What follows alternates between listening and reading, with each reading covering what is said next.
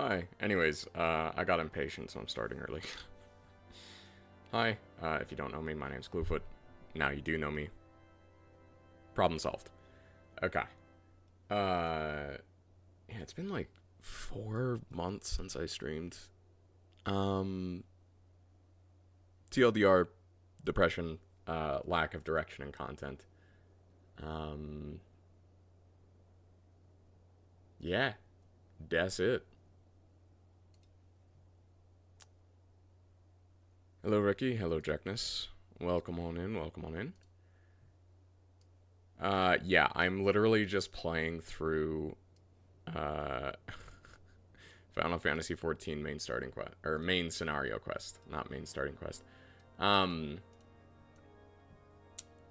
And so far, I am in 2.4. Basically, all that has happened is we united the continent because, people were scared after a kind of apocalypse, and, like, we stopped a Garlean, which are people from other planets invasion, and destroyed the Ultima weapon, which honestly I feel like more so harkens back to other Final Fantasies, because, like, I know there's, like, Emerald weapon and stuff in Final Fantasy VII that you fight. I'm not sure if stuff like that exists. People from other... Are the Garleans not from other planets? Am I misunderstanding Final Fantasy XIV lore? Are they just from another continent and it made it seem like they were from another planet?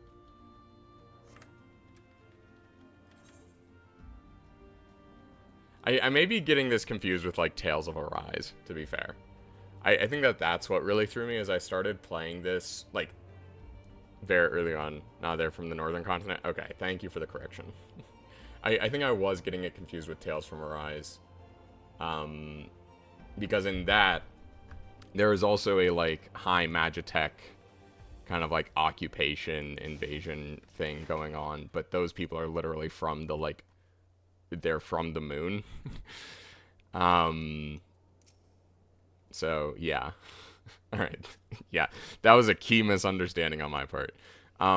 Goes to show you how much world building they do in, the main scenario quest.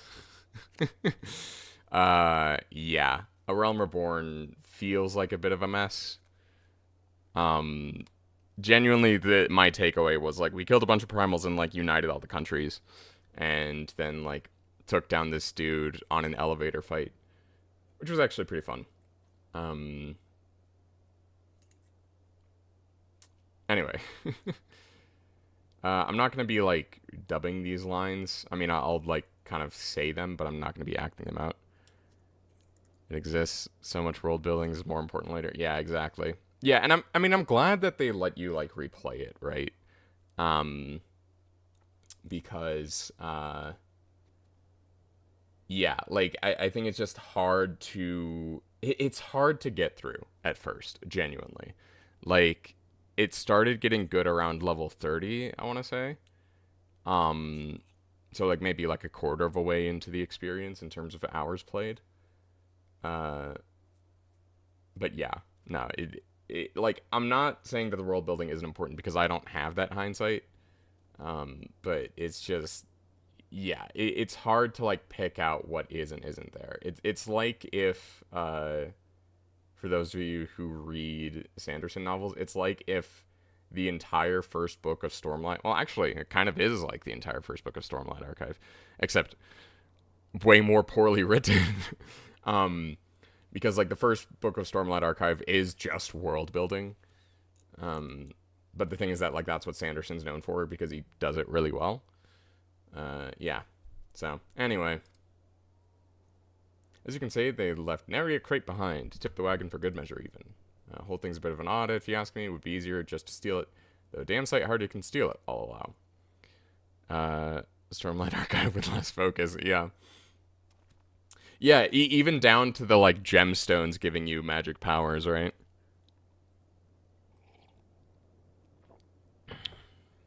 Although technically, you're only really close to the system if you play Scholar, since you have your fairy familiar.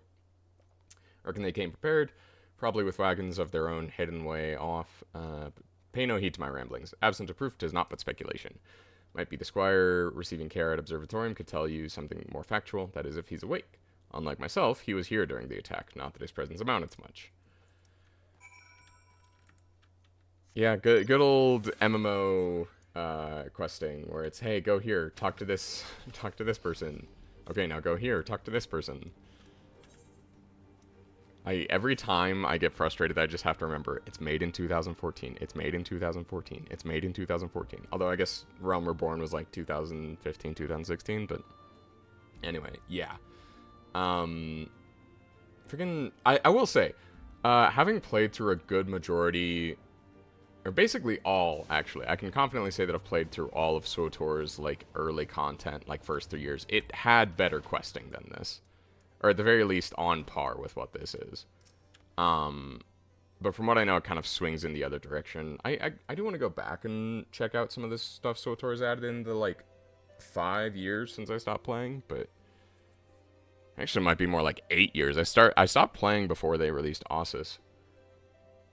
You've come to ask about the attack, haven't you? We came upon them before the entrance of the Hall of the Seven Echoes. Pilgrims, we marked them as, lost and ill-equipped for a journey further north. A leader called out to them, and one stepped forward to answer. Slowly she approached, her silver hair flowing like wind like melting snow. Just a young girl, I thought, some poor lost lamb in search of salvation. Our leader must have thought the same, else why would he let her draw so close? They exchanged some words I couldn't hear, and she leaned forward as if to kiss his cheek, then he sighed and crumpled to the ground. I didn't know what happened till I saw the snow turn red. And there was red everywhere I looked. I tried to fight, but took a blow to the head, and by the time I came to, the others were dead, and the heretics were unloading the wagon. I couldn't... I mean, they'd have killed me, so I just lay there and listened. Iceheart's people spoke of deliverance and resurrection, and they spoke of Shiva. Ah, yes, Shiva. Made in 2014 and built in like 2 years off the bones off a worse game. So ARR was 2014 then. I mean, I know that, like, launch... Final Fantasy XIV was much worse, so, like, yeah. That's kind of, like, the very compelling thing about Final Fantasy XIV, right, is that it started terribly, and then has gone up to, like, be just absolutely amazing. Thank you, Yoshi P. I'm not convinced that Yoshi P can make, like, a holistically bad game. Like, I think that's impossible for him to do. I know that sounds like glazing. Classified the release, you could say 2010 or 2014. I see. Yeah, but, like, SWTOR released in... No, SWTOR also released in 2010. Come to think of it. Maybe 2012. Either way. Ah, you've returned. What news? Seems Lady Iceheart does not scruple to sully her hands with blood. Who is this Shiva the heretic spoke of? Oh boy, Alphino, do I have news for you. Even I know of Shiva, because I've played a bit of 7, so... Have you not read a single line of the Enchiridion, Master Alphino? Yeah, come on. Play some Slay the Spire, get the Enchiridion. Shiva was a traitor who killed both kith and kin. Oh. Discord giving me a message from... Yeah. Message from my own server. Shiva was a traitor to Chris and an apostate who lay down with dragons. Based. Now we cannot expect all foreigners to know Ishgardian scripture so well, particularly where it concerns the patron saints of heretics.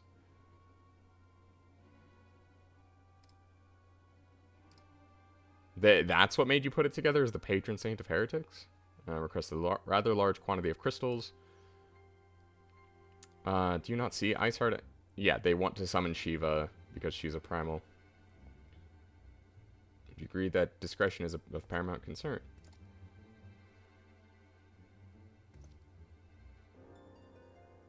We can trust on your continued support, Master Alphino. The Scions of the Seventh Dawn are sworn to combat the primal threat. Our support is given. I'll need to send word to my brethren in Revenant's Toll. Our entire order must turn its efforts to the prevention of this summoning. Naturally, that includes you, though I am sure you would not miss this for the world.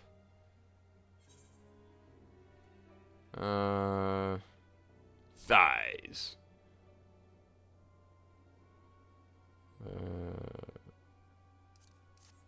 silver pieces.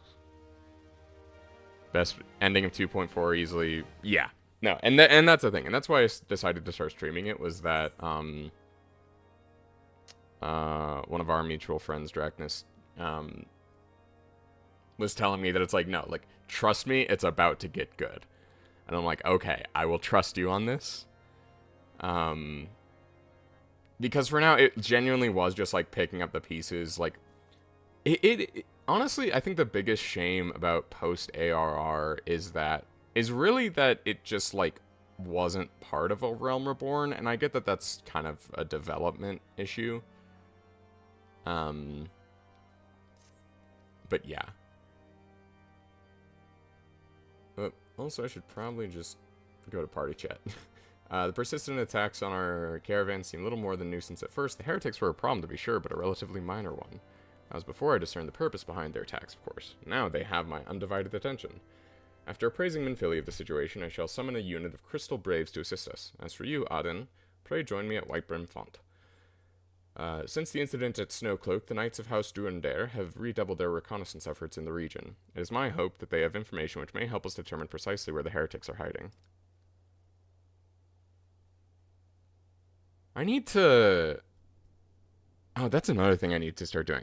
I started messing around with the multi-stream plugin, like a couple months ago. I don't like how clunky it is, but given that it's free, and I don't really want to use a, I don't really want to use a website for, like, multi-streaming, but I do want to start doing more stuff on Twitch, because I like the plugins and stuff like Better TTV that let me just, like, upload emotes without needing to, like, be a partner. Moderation tools and such as well also seem better there. Yeah. Anyway, but yeah, thank you for emoting, because that reminded me of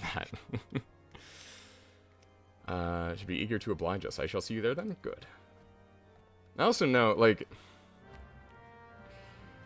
I know it is wild, because I only started really getting into 14 after a different one of our mutual friends had said this, but that, one of our friends who plays 14, hates Sam Riegel, which, like, I don't agree with, but I get where they're coming from with it. Can't you do multi-stream through OBS? I haven't looked much into it yet, but I remember seeing some discussion on it. Yeah, so there was this plugin that someone made. I forget exactly what it's called, but I can message you later about it. But it's more so that, like, the plugin hasn't really been super maintained. It is open source, so, like, I could dig into it and look into it. It's more so that just, like, I was running into specific technical things that I didn't want to really troubleshoot for the time being. But specifically, actually, interestingly, the plugin was targeted towards VTubers who wanted to multi-stream on YouTube and Twitch. Yeah, the plugin itself is, like, simple to use. Tech debt from lack of maintenance. I don't know I'd even say that, because, like, the tech hasn't really changed all that much. I mean, maybe. Because I think it's possible that that part of the issue is that maybe, like, Twitch does stream keys differently now or something. I'd have to see. I don't know. I've streamed on Twitch before. I do genuinely like the experience more. I think that the chat, like, the user experience from the streamer perspective is just better. But YouTube has, like, the discoverability as well as, like, the automatic archiving that just doesn't expire, and just general, like, long-term, better long-term tools. In summary, you know, surprise, surprise, Twitch better for immediate streaming, YouTube better for long-term video storage. Shocker.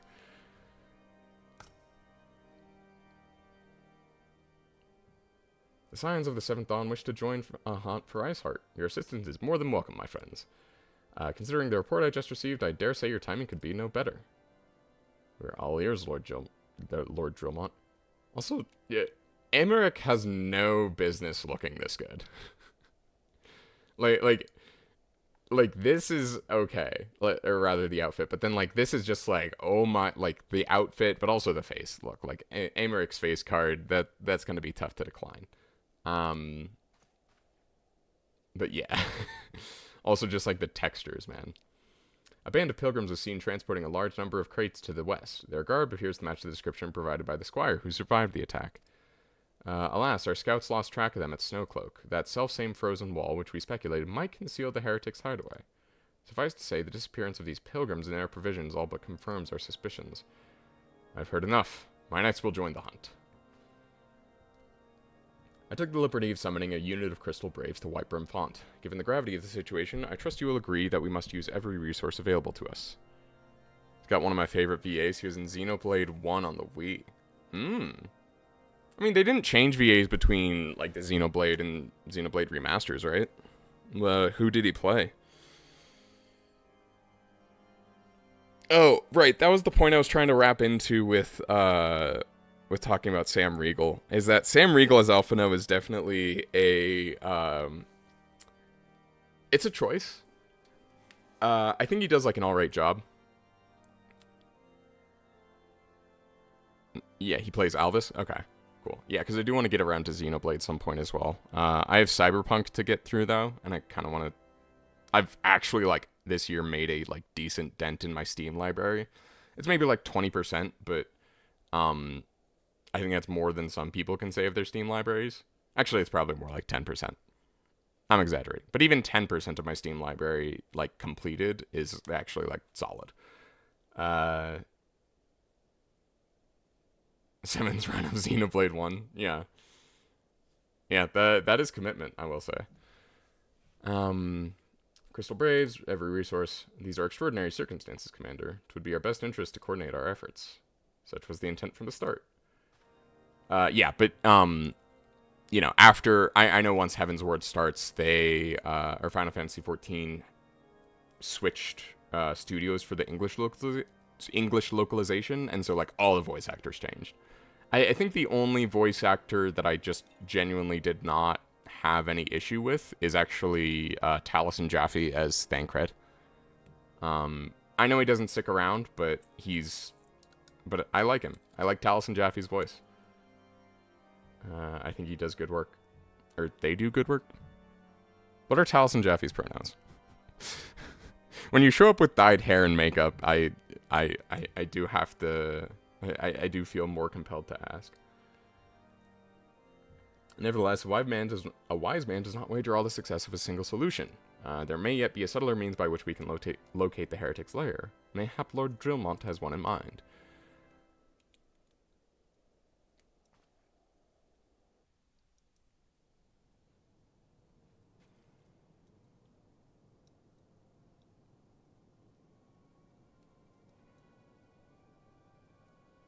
Skyrim type beat.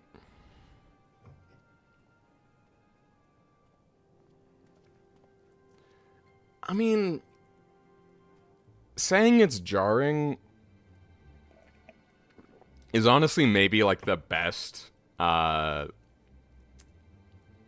endorsement you could have given it, because like it's and honestly it is so like ARR's voice acting is so collectively mid that I can really only chalk it up to direction and time. Essentially being that, like, it was just really rushed, and also, like, the writing doesn't do it much of a service either.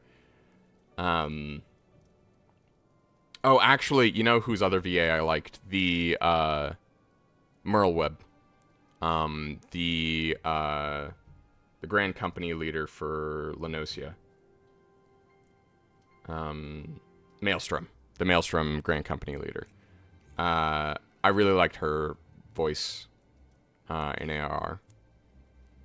But that's also because it's another voice that I recognize. I forget what the actress's name is, but... yeah.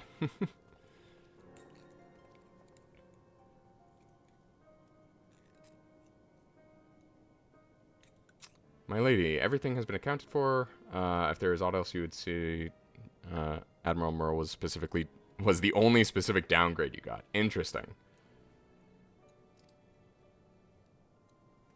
So I need to get better at reading messages in full before I actually say them out loud, because I have been getting got by a few D's nuts jokes. But that was a specifically Subnautica issue.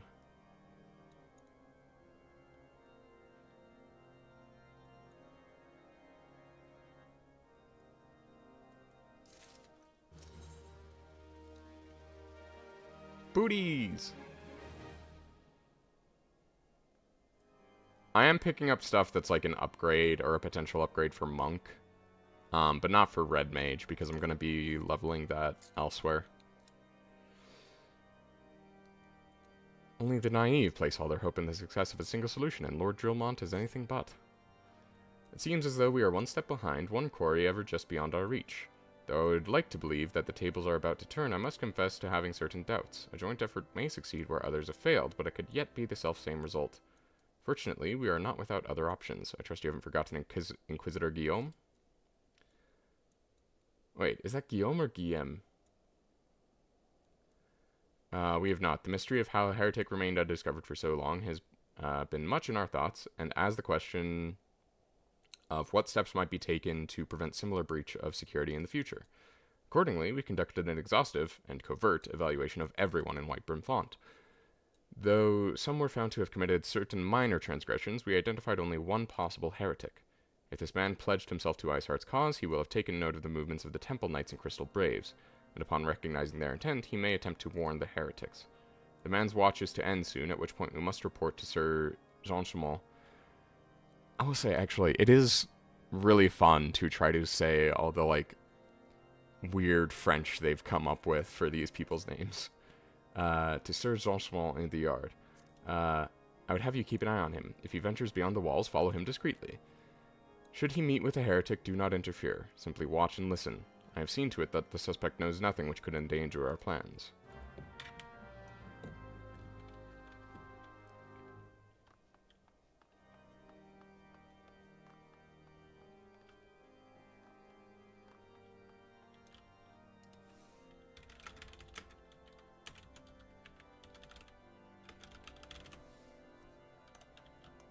Alright, I had to type out that joke because I don't think I could properly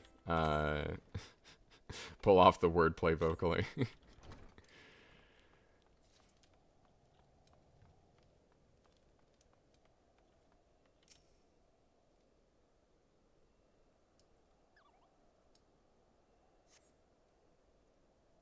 I'll say Red Mage is really fun though.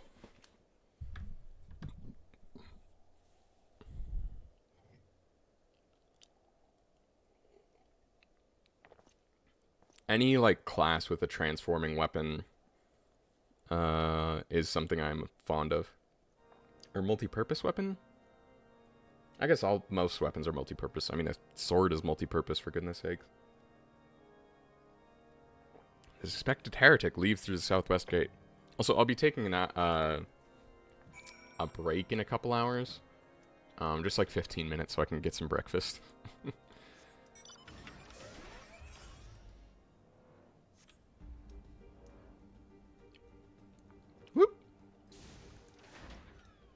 Also, I'm very excited for the Monster Hunter collab and hope that I get the chance to get a Sacred mount.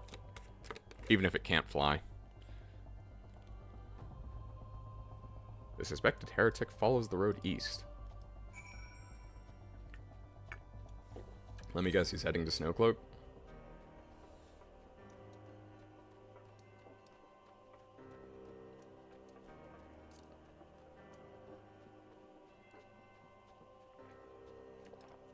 May enjoy Machinist and Viper. Yeah, I'm planning to pick up Machinist once I get access to it. Like, all of the Heaven's Ward classes are super exciting to me. Viper, obviously, I can't get because I don't own Dawntrail, but all mounts can fly. Wait, I could have been flying on my Chocobo this whole time? Why am I messing with the Magitech armor if I can have a flying Chocobo? Thank you for telling me about that, but I'm not used to this level of MMO quality of life. All right, get out of here. Yeah, thank you for telling me.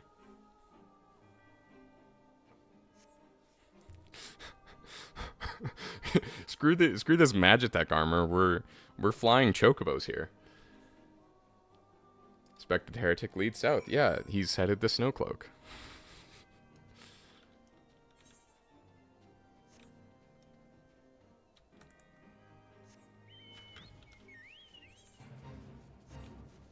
I didn't know Viper had transforming weapons, though. That is interesting to me.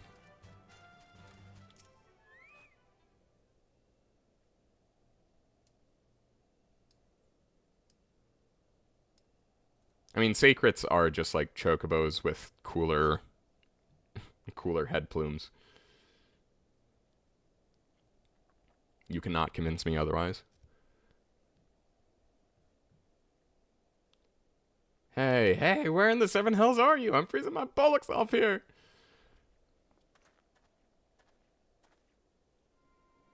I'm here, you blundering oaf. Why are you late? Viper's Darth Maul's lightsaber. Oh, okay, so Asajj Ventress's lightsaber then.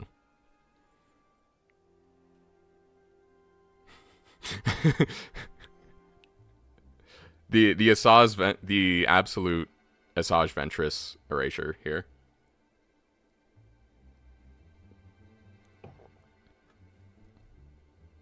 Forgot she existed for a moment. Yeah, she is underrated, honestly. She was very mid in like early 3D Clone Wars. I mean, to be honest, she was mid in typical Clone Wars too. Or not typical. She was mid in 2D Clone Wars animation as well, but she actually got really good later on. Exact entire Viper concept, got it. Yeah. I mean, like, my favorite weapons in Monster Hunter are, like... Well, I actually need to try Switch Axe, but my favorite is Charge Blade, so... Especially because Buzzsaw go burr. Standing on the wall, why else? I have duties to fulfill, you know? Your sole duty is to the... Bloody Echo. Lower your voice so they hear us in White Brim font. The Temple Knights are in Snowcloak. This is what you bring to me? We already knew about Our comrades in Boulder Downs will use the tunnels, dead before what's happening. Nevertheless, if you waste my time again. Is that clear?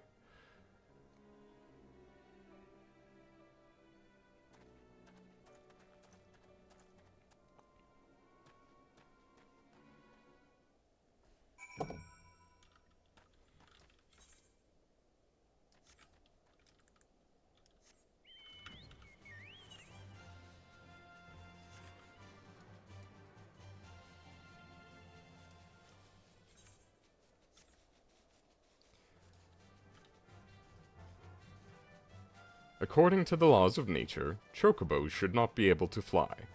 Their tiny wings are too big for their bulbous round bodies. Yet I almost said bees. Yet chocobos fly anyway, because chocobos do not care.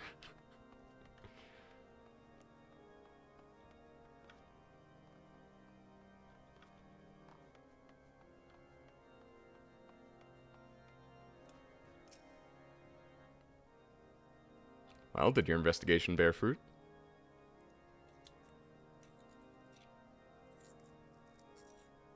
I see, I shall have the man detained at once. His guilt is plain. Would you that yeah. Dang you for not hearing damn you for not hearing the words more clearly. Yes, how dare I perform espionage. Yet the few snatches you were able to make out are nonetheless enlightening. It could be the heretics are aware of our operation and confident they can thwart it. Their comrades in Boulder Downs are key to their plans, which means it is key to our plans that they be rooted out and put to the sword. Alright. Yeah, all my fault. Yep. Welcome and missed. The Allied forces at Snowcloak are in danger, and Lord Drillmont would have you assist him in ensuring their safety. We have long suspected that the heretics use a network of secret tunnels to traverse the highlands undetected. Given what you overheard, I fear that Snowcloak may be riddled with such passageways, and that heretics in Boulder Downs are planning to use them for our forces unawares. Needless to say, we cannot allow that to happen. A contingent of House Durandare Knights are on patrol in the area, and I shall order them to begin searching for heretics at once. But knowing nothing of our enemy's numbers at readiness, I cannot say for sure that they will be sufficient. Secret tunnel! Oh, dang it. I need to learn how to play that on kalimba. Because then I could just, like, pull out kalimba and, because I have one. I have a kalimba. I can pull out a kalimba and just start playing Secret Tunnels.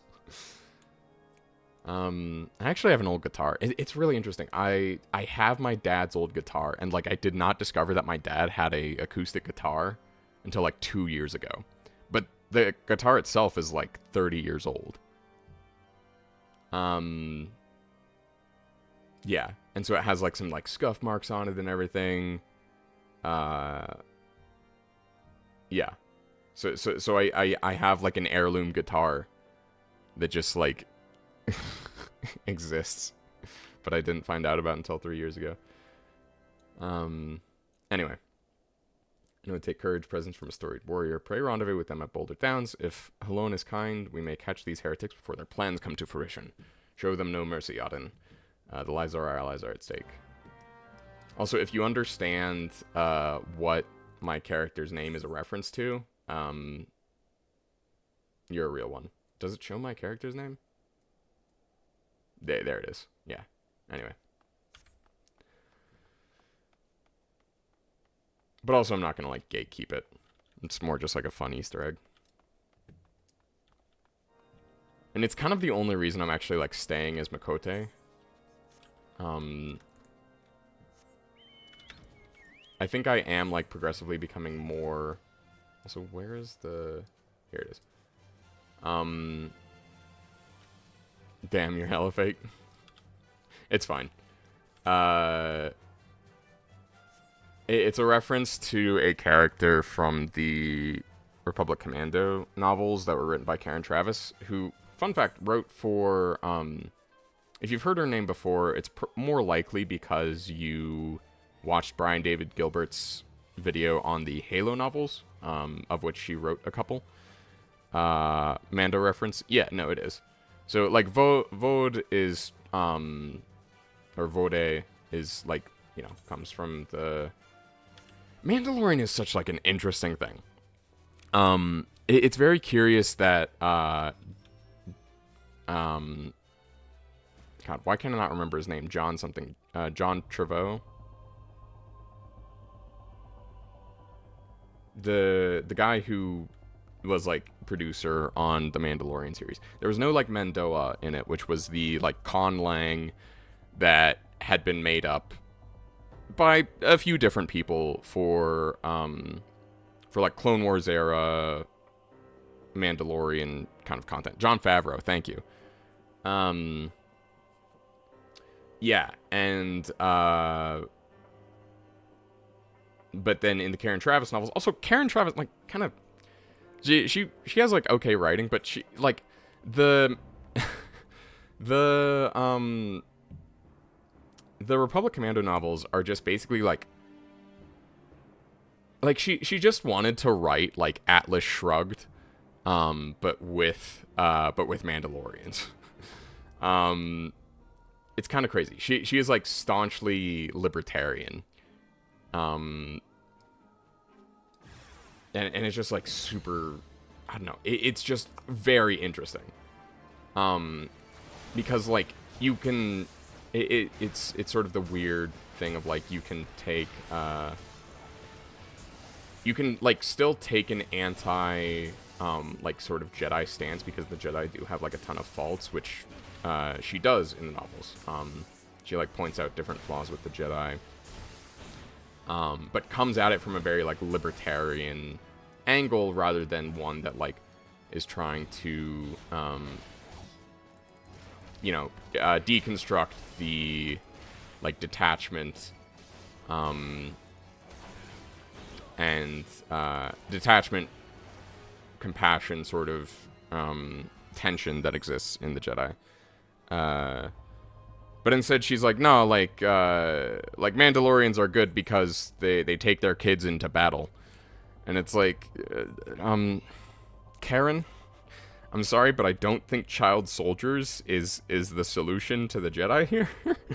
Like, I don't know, it's a super weird thing to read, because it's like, you're you're deconstructing what's like wrong with the Republic and why like this mandated soldier thing is, or like why creating clones and like forcing them to age at twice the normal rate is bad, but you're not like the solutions you're providing are just like super whack. Every Star Wars novel that focuses on the political side of the Jedi, because the movies were extremely political, and a lot of newer Star Wars media shies away from it. Yeah, exactly, right? And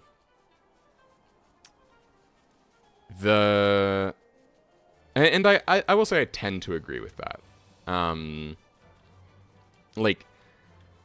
It's if you take just like the perspective of an average person, it is genuinely no surprise, especially also given like the current political moment in the United States, how someone would like be totally okay with Palpatine doing what he does, right? Like there's this enigmatic religious paramilitary organization that tries to like exert influence in the galactic government. And like, yeah, you'd be right to be suspicious of that. I think that's reasonable. However, you know, like obviously like replacing it with fascism is not a good call at all. I will say one thing that actually does a good job of examining it is actually The Acolyte. Whether or not you like the show, okay, whatever. I think the show has issues, sure.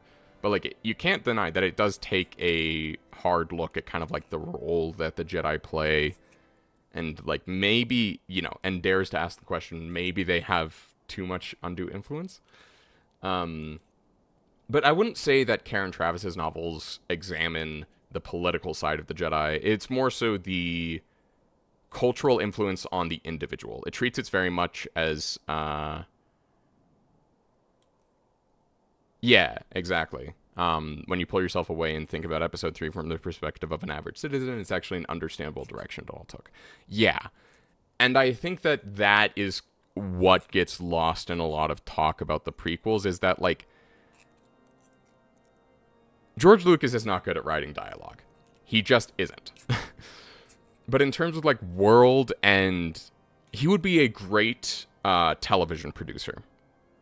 Right? Like, him and Dave Filoni kind of share that. And I think Dave Filoni actually got the chance to show it off. Is that they're... because a television producer, for those who don't know, like, picks the general direction that the story is going to go in a TV show. Right? It's why, like, The Mandalorian is able to have its cohesive story, you know, going back to Jon Favreau. Because Jon Favreau is a producer on all of it. So he... now, granted, by season 3, it kind of loses it because Jon Favreau just kind of ends up being a bit of a fanboy, but at least for the first 2 seasons, solid, I think. Great world builder, awful screenwriter. Exactly. I'm glad that that is the consensus of a lot of people, frankly. Like, I rarely see that contested, which is, I think good. I think it's important to recognize that it's like, hey, someone would be better in a different role here. The issue was just that, like, Spielberg and people, like, kept being, like, yes men after the original trilogy. And anyway, Biggs and Wedge haven't shown up on screen, so I'm going to cut the Star Wars talk for now. But point is that, like, I guess maybe the best analogy I can use is that, Karen Travis treats the Jedi like a religion, and then, like, a relatively apolitical religion, and then just examines, like, the effects on the individual and how they relate to that religion, rather than them as, like, a political entity, which, interestingly, is also actually, like, treating the religion as a political entity is probably more accurate to, like, the real-world allegory, right? Because religions and organized churches aren't inactive in politics, right? Like, the Mormon Church actually donates a ton of money to Northrop Grumman, Lockheed Martin, and Raytheon. Which is wild that they can do that. So anyway, that's a fun fact for the day. By the Fury, those were veterans with years of service. And now they lie dead in the snow. Their bodies must be recovered, and... No, we have not the men to spare. Not now. Not while Iceheart prepares to summon an abomination. The heretics you dispatched were not sufficient number to contend with the combined strength of the Temple Knights and the Crystal Braves. There must be others, and I'll wager that They are on their way to Snowcloak as we speak. To make matters worse, it seems the traitor you followed managed to pass the heretics something of value after all. The parchment you recovered is a timetable of the guardsmen's watches at our outpost in Snowcloak. The traitor was stationed there long before he aroused our suspicions. Would that we had caught him sooner.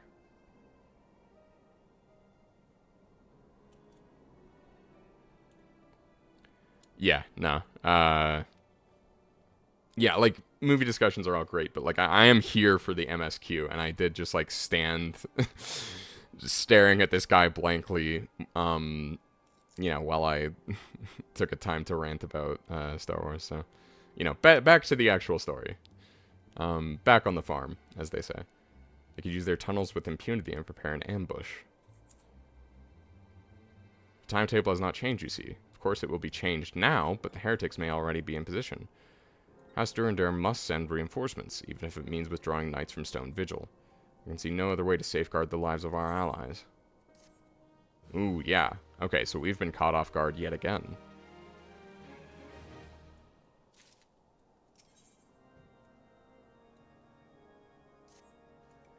Time is of the essence, Aden. While my knights make ready to depart, the heretics take our allies in Snowcloak unawares.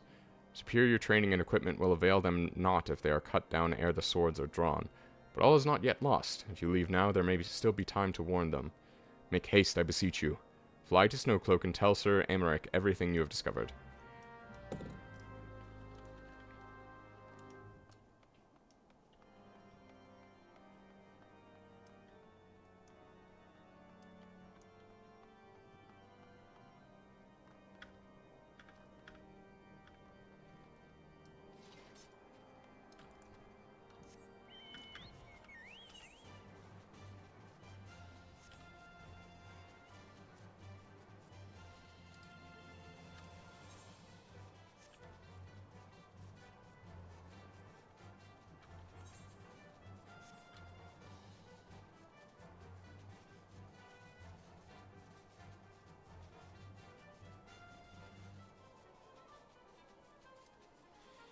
Alright. Oh hey, dungeon time. This is a welcome surprise, perhaps the only one thus far. As you can see, we have yet to uncover any hidden... Oh. You have my gratitude. Truth be told, we suspect the heretics might be plotting such an attack. Now that we have confirmation, I shall place my knights on high alert. Has Commander Leveilleur been informed? The Braves must be made aware.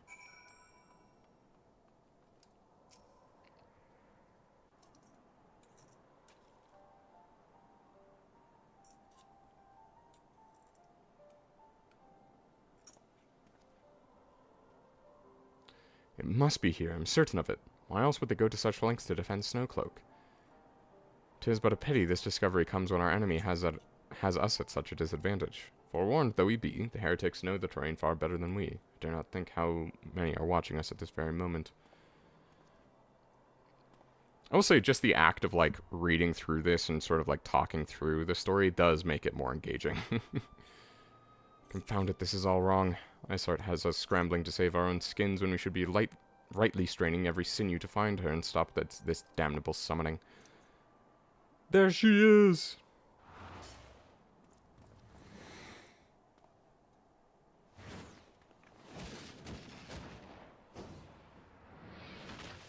Hey!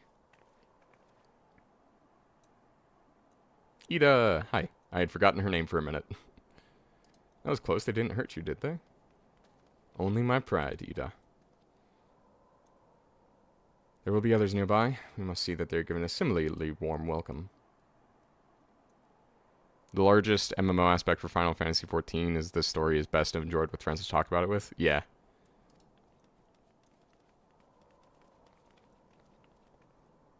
Papalimo! There's been a development, sir. Together with the Temple Knights, we have secured the entrances to some half-dozen tunnels after spotting the enemy breaking the surface. But that's not all, sir. We think that one of them may be important. Certainly the heretics near flung themselves upon our swords to defend it. Aha! Just as I suspected. Amongst the warren of tunnels lies the entrance to Iceheart's lair. Summon the others. We're going in. A moment, Alphino. The tunnel in question is barely wide enough for 2 men abreast. We cannot say with any certainty where it leads, much less what is waiting for us there. Furthermore, we have no way of knowing what heretics are still lurking here on the surface. What if they were to converge on this point after we enter the tunnel? For all we know, we could be funneling our forces into a trap. We need to send in a small team.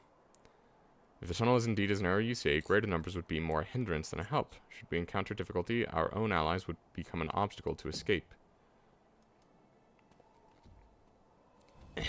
A change of plans. While we rendezvous with Sir Emmerich and keep the heretics at bay here, you will go wherever that tunnel leads. If you find Iceheart at the end of it, do not let her escape. You venture into the unknown, so see that you're prepared for anything. I suggest you call upon your allies, though not too many, or Papalymo will sulk.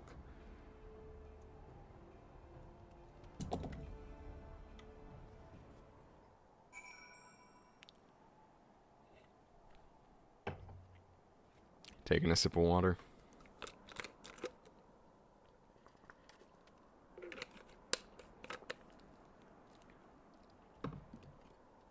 Alright.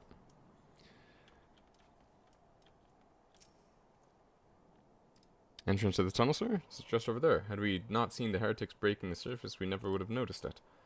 Per Sir Emmerich's orders, we will stand guard outside. Please be aware that even should you encounter significant resistance, we cannot leave our post.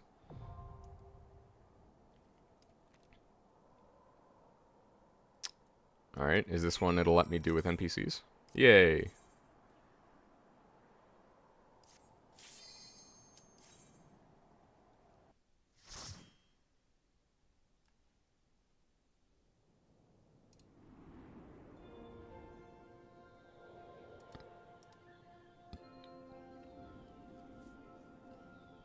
Oh, this is pretty.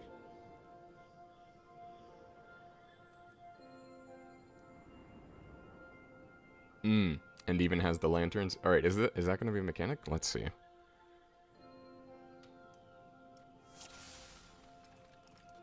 Probably not. I believe they've gotten every MSQ dungeon set up for NPCs now. Nice. That's good. I still need to do the raids. I think what I'll do is I'll end up, like, videoing them.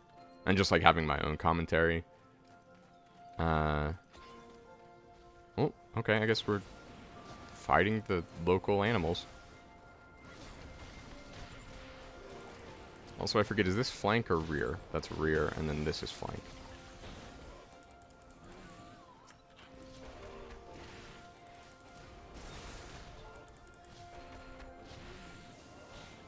Also, the music is really pretty.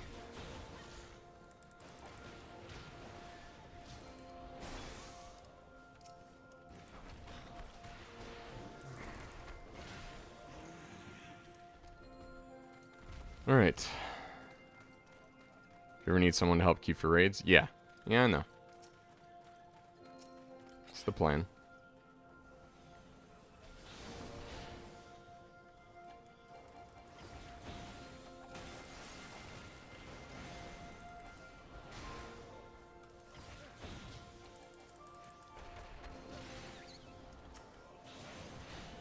Am I level synced? Yeah. What's the level where I get, like, crits guarantee that I build up the chakra gauge? I don't know. Anyway. I know Monk doesn't change much between now and level 60, which is part of why I'm eager to get access to, like, all the Heaven's Ward classes. Just to kind of, like, shake things up a bit.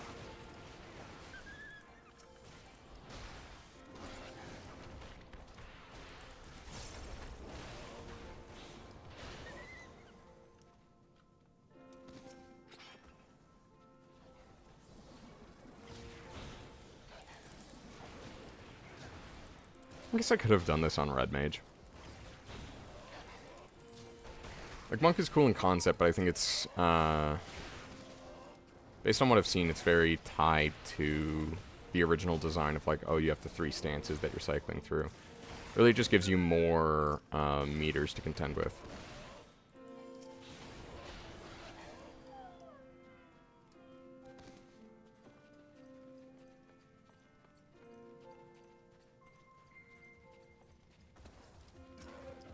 Answer your questions you got in your car.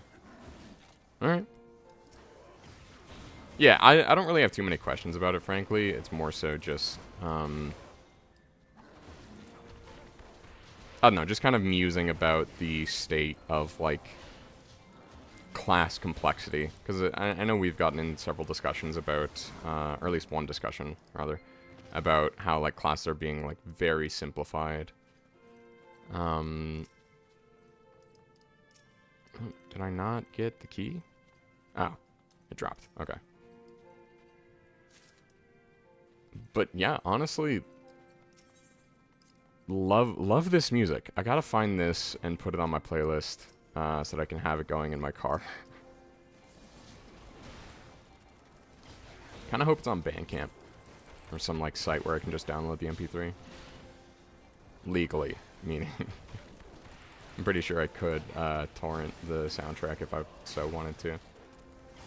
I should be using AoEs.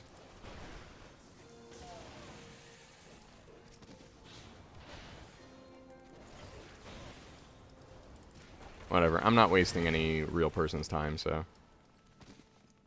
I'm good doing suboptimal DPS.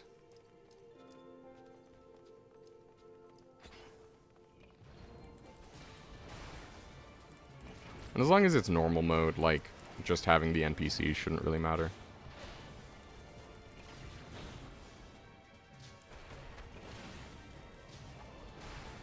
Yeah, level 50 jobs tend to be relatively simple. Yeah. Like, it's the sort of thing where it probably was more complex when that was the, like, level cap, but, since they've added complexity on the top end, they have, as a consequence, like, reduced the low end. I don't know, I'd have to look at the specific history of it. But it is just kind of like that sort of thing. I'm also getting used to the always be casting on Monk. I think that that's genuinely the most complex part, is just keeping in mind when you're in and out of range, and then, like, you know, making sure you mind the directionals. Basically got it, yeah. I mean, it makes sense, right? Like, from a design standpoint, that you would simplify the lower end to focus on, like, the newer things, but you're trying to, like, add complexity, but you need to... The complexity of each component reduces... but you increase the, like, total complexity of the whole, right? So, always be casting is for sure everything. Monk is the hardest to do it. I mean, isn't the always be casting just essentially make sure that you're like, spamming meditation on cooldown?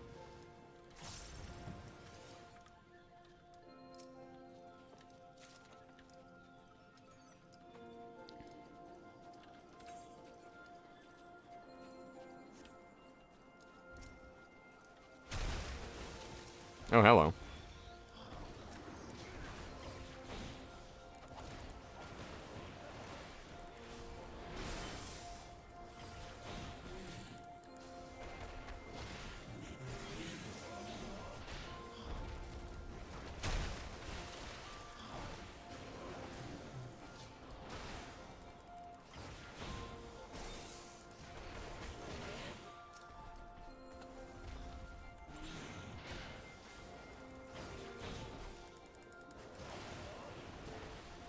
If I pull those other creatures over there, will the tank just soak it up?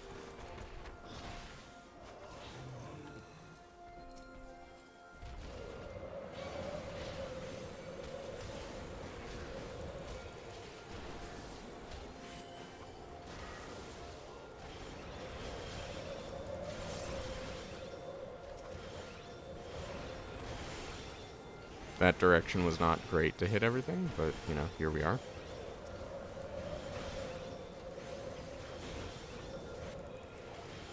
Oh, neat. Okay, cool.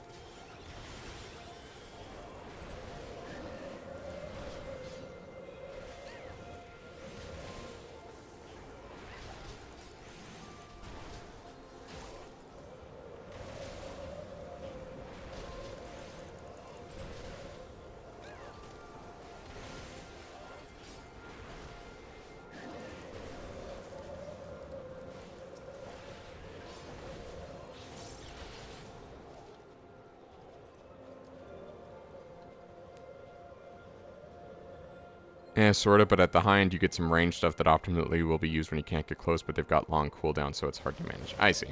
Alright, so at least it's better than just hitting meditation over and over again.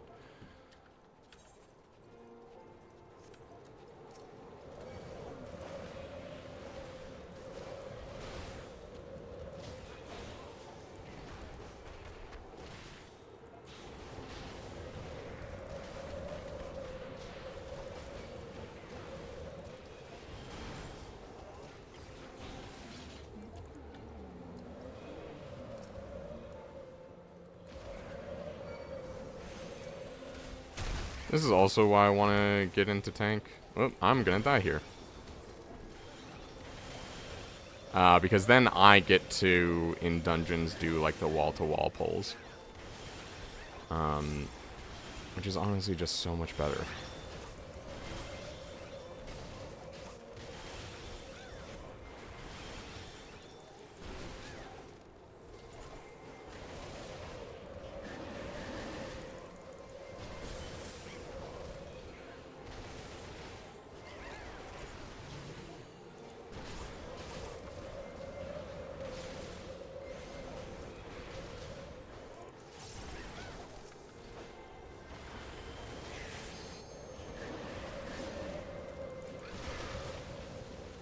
Nice.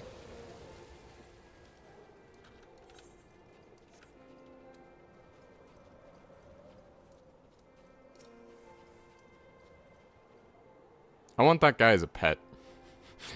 He just has such a buffoon-looking face. NPC tanks are slow, but you gotta be careful. NPC healers can be shaky. Yeah. Yeah, that's kind of the thing, right?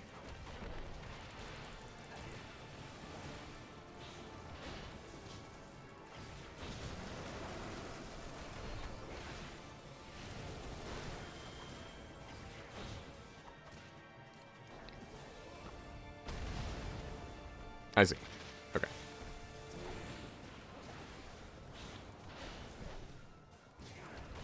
There are multiple Yeti mounts. Okay. How do they fly? That's the immediate question.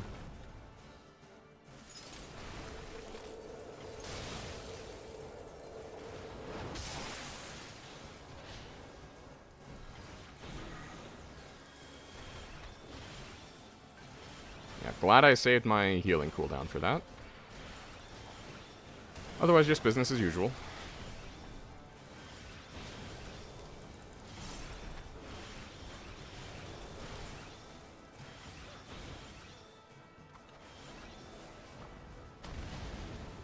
Oh, did I make it?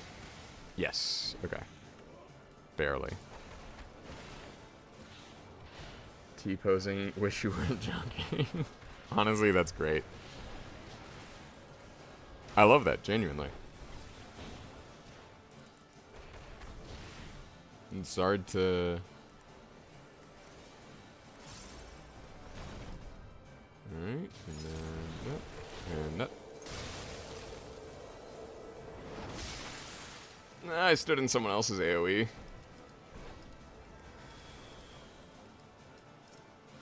There we go.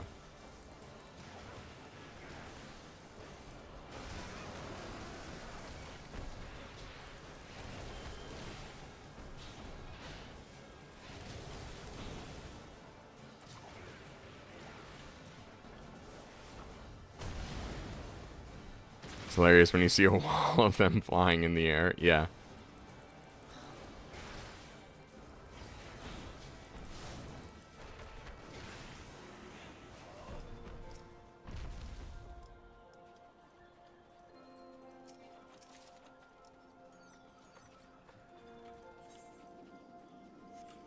Alright, alright, alright, alright.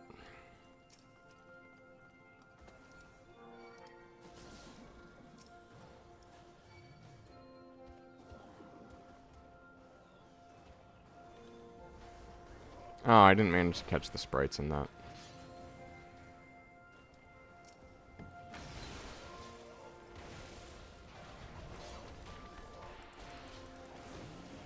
How much they changed this dungeon? Why, was it a lot longer, or just, like, tougher mechanics? What's up?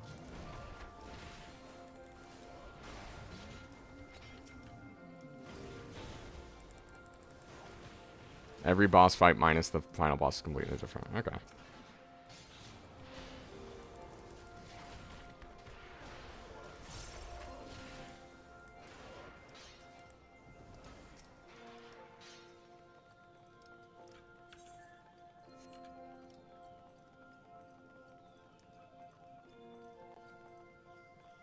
This isn't a fight arena.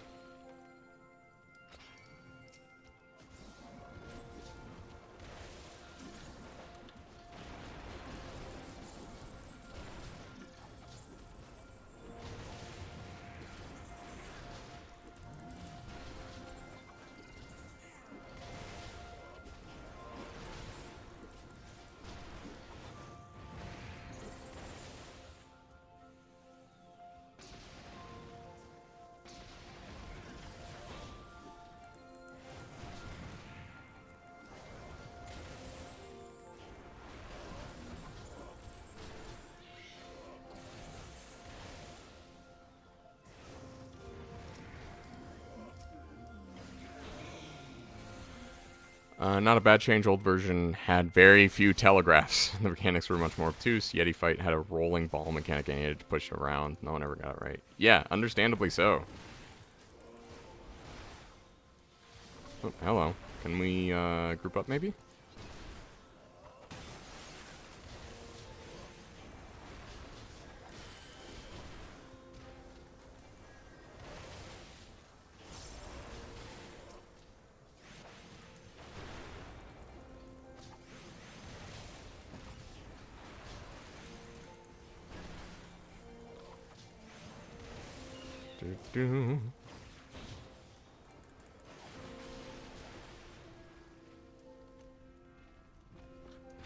Alright.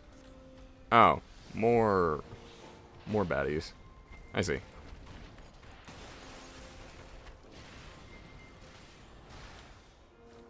Nope. Ah, that's flank. Yeah, I think I just wish that Monk in particular had more positionals. I think that that's what I would want from, like, lower Monk, which I know it did have more positionals in the past.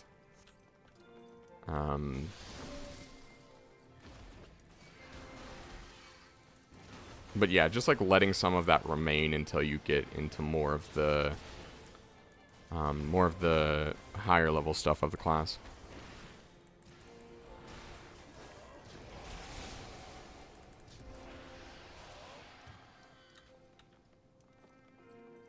And I recognize that this isn't so much, also, which door? Okay, I guess we fighting this guy. Can I aggro you? Nope, alright. Okay, cool. Now run.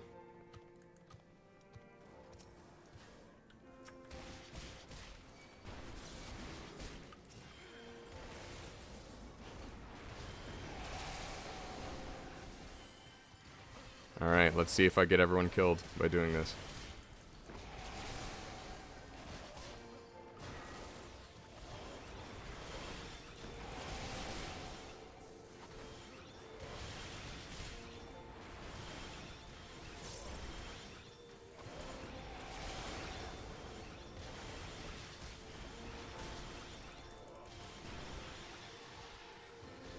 Nope, we're fine.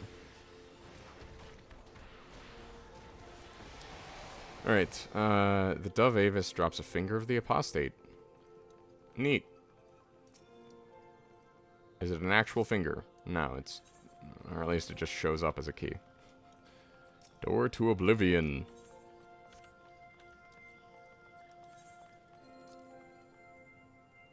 Open the door to Oblivion. Also, I finally got told about the setting that lets you skip cutscenes you've already seen, and God, that's nice. Wait. I know the name of this thing.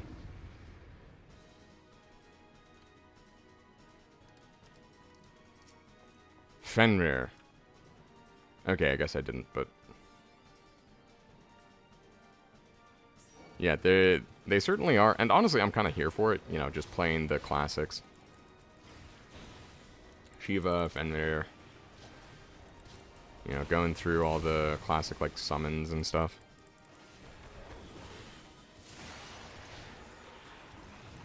Ooh, hello. Didn't have my positionals right. I guess also with bigger bosses, it is kind of hard to get positionals. Oh, no, I want to be in cover, I guess.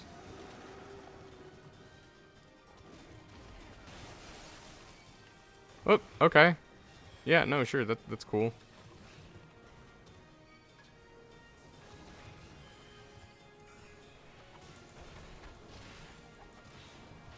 Yeah, I want to be at the flank. Now I want to be at the rear.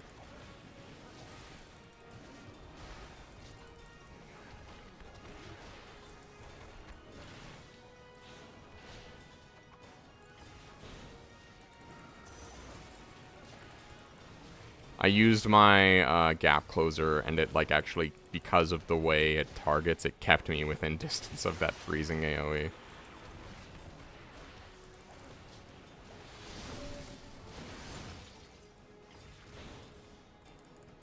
Which was funny.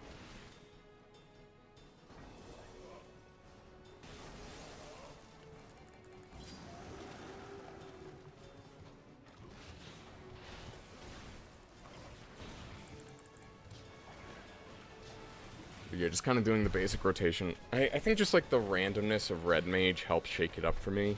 Like, you get those, like, it's not super random, but, like, you get those two abilities that let you proc. It can be either light or dark, and that kind of changes how you want to, you know, sort of do the rotation. Oh, I need to be at the rear.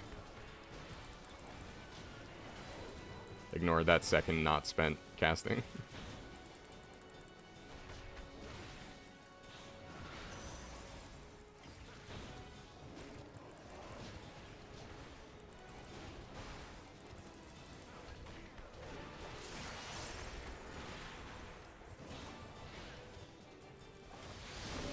Yeah, this fight seems pretty simple.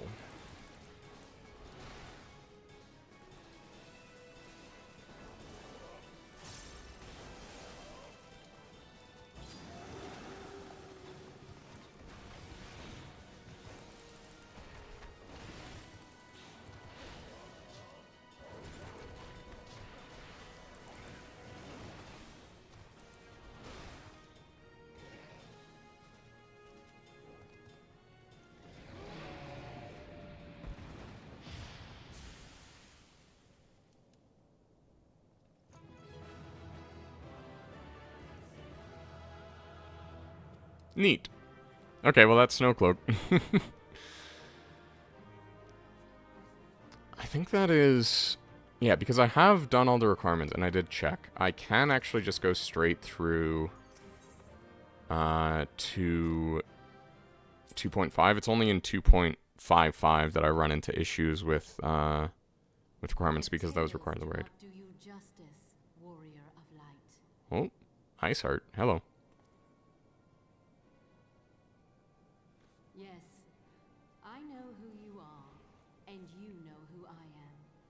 Yeah, I've only been chasing you for the past, whatever the in-game time has been.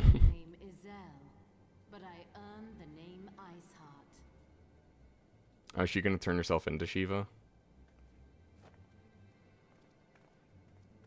This endless cycle of hatred, of bloodshed, of sorrow. You would see it continue, O noble warrior of light. I would not. I will not. I will bring an end to this war between dragon and man, no matter the cost. In time, you will come to understand that what we do for the greater good. Yeah, that's what they all say. For Eorzea, for Hydaelyn.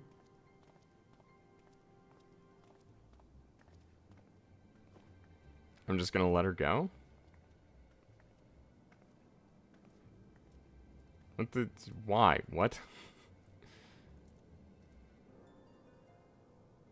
Don't let her touch the stone. Long silver hair with the blue coat. Yeah, it's a good design, for sure. Why did you just let her go? She was right there.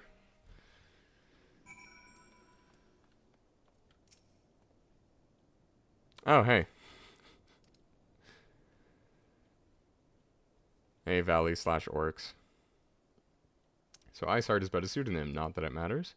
That she managed to escape is regrettable, but from your description of that beast, you did well to come as close as you did. In any case, now that you have cleared a path, the Temple Knights can begin to survey the tunnels in earnest. Mayhap they will even find a route past the ice wall. Wouldn't that do wonders for the fight against the heretics? The Crystal Braves certainly share credit too. 'Twill be praised, Auden. We may turn the situation to our advantage. Assuming we can stop Iceheart before she summons Shiva. She summons Shiva, of course. Honestly, yeah. Needless to say, our fellow Scions have not been idle. Minfilia and Urianger have been busy perusing the archives of House Fortin, gathering what information they can on Shiva. Which reminds me, if you were intending to trudge back to Camp Dragonhead to report the day's events, don't. The antecedent should be here any minute. I can only assume people enjoy subjecting themselves to this cold.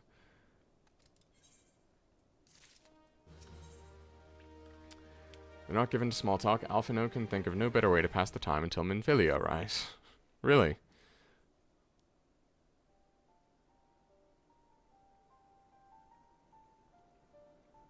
So anyway, Thancred went overboard with the neck tattoos, correct? Antecedent. You come to us straight from the archives of House Fortin. I trust your time there proved fruitful. Would that it had. Urianger and I scoured countless texts, but what we found was of questionable veracity. Accounts of Shiva's life and deeds are sparse and contradictory, only agreeing upon one point. She lay down with the dragon, the gravest of all sins according to the Ishgardian faith. Prudes. Yet in the eyes of Iceheart's followers, this was a holy act, the blessed union of man and dragon. How could such a thing even be possible is quite another question. Suffice it to say, I very much doubt that we will find another useful answer in the archives of House Fortin. Minfilia has not seen the internet.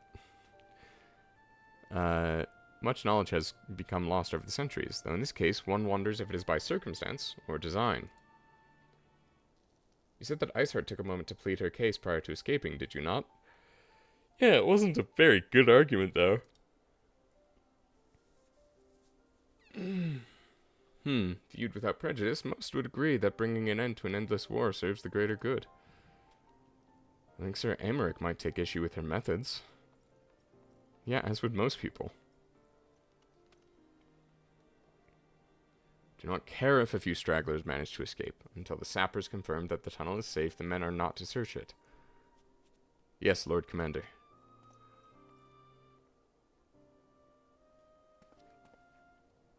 I think I'm using my abs to breathe too much. Starting to get a little bit sore. You pursue your foes with less zeal than I expected, Sir Aymeric. It's not worth the lives of my men, something, something, something. Lest you misunderstand, I do not deny that our enemy has given us good reason to be prudent. I merely meant, you being a man of faith, that I had expected certain single-mindedness. After all, was it not by the will of Helone that your ancestors came to this land? Why they took up arms against the Dravanians? What would they have done in your position, I wonder? There are those who believe that faith is a renunciation of free will, that unquestioning devotion is required of all who would live a life of service to the Fury. Such righteous fervor may well serve a knight on the front line, less so a leader of men. Ah, so he has wisdom and good looks. We are all at the liberty to interpret the scriptures as we will. I choose to believe that the Fury would value the lives of her followers over the deaths of her enemies. But I would not presume to speak for the Knights of Eld. It was a different time, nay, a different era, and scripture tells us only so much. Would that it told us more.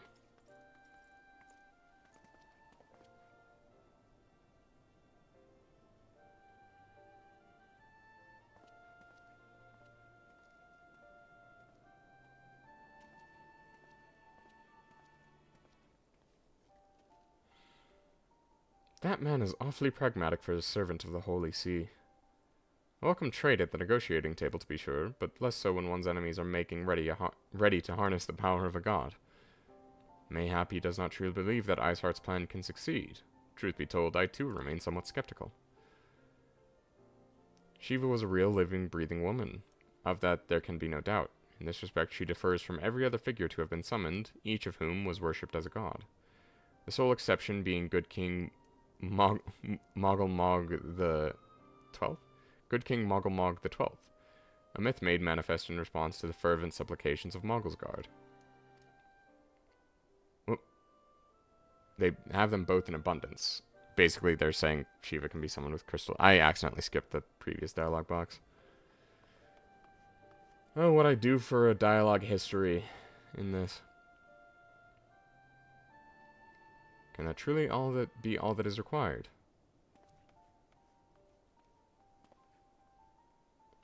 My survey team has concluded a preliminary analysis of the aetheryte Iceheart used to escape. They believe that she teleported to another aetheryte somewhere not far to the west. Despite the apparent proximity of this second aetheryte, however... Accidentally double-click? Yeah. Yeah, it's a headache. I have to, be, hands off the mouse. Despite the apparent proximity of the second aetheryte, however, they have some who have been wholly unable to detect its presence directly. Unless Iceheart has some means to mask its signal, I can only presume she has destroyed it to prevent us from following her. Without the means to teleport as she did, we have no choice but to search for an alternate route, most likely a tunnel, assuming one exists. Let us not give up on teleportation just yet. One of our colleagues in Charlane may be able to assist us. I pray that you are right. I dare not think how long it will take us to survey the entire tunnel system.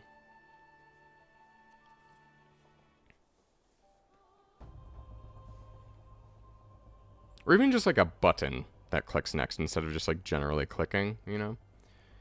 While Minfilia looks into our aetheryte problem, I would request your assistance with another matter.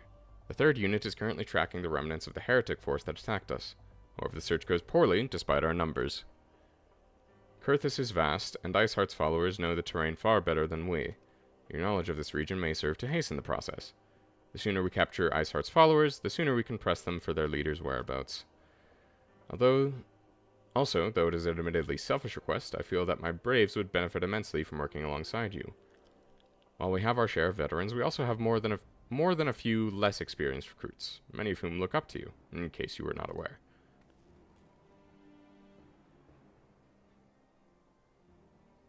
Ah, yes, putting those good neck muscles to use. Good, I knew you would understand. Yuhaze can appraise you of the details. When the task is complete, come and find me at the observatorium. Captain Ilberd and I are meeting there to discuss the latest developments in his investigation. The Temple Knights shall hold Snowcloak in our absence. Let us leave them to their work. Ours is more pressing.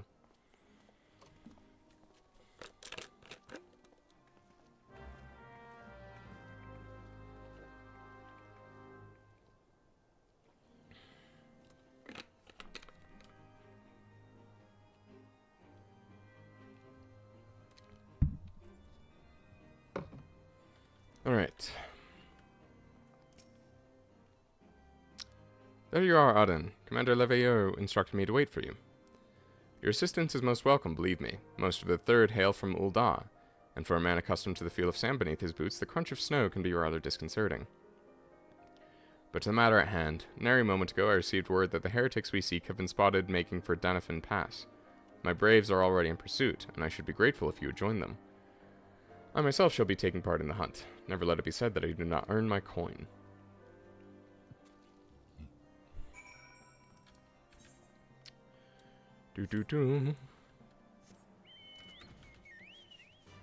Ah, hi. Still here, I see.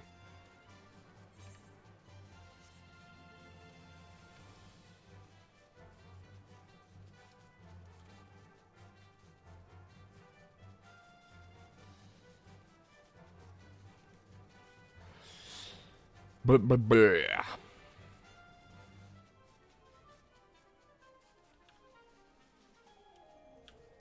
Alright, what do you have to say? Fouls balls. Words of wisdom.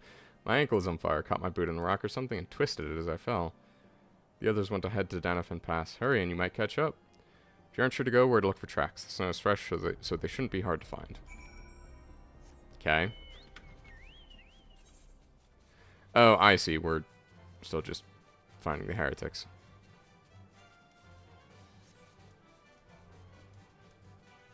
Yeah, that makes sense if you're less experienced that you would just twist an ankle on some hidden rock in the snow.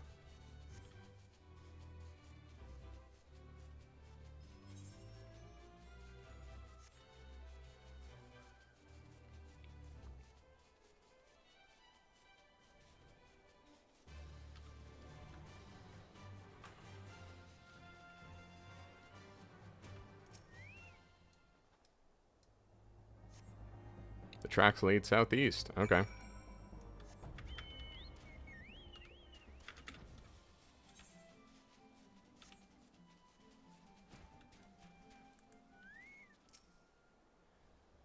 Scion, what are you doing here? Heretics? I'm not sure. There was a great scaled beast and... How's it? I think he went east on his own. The heretics split up, so we did too. Okay.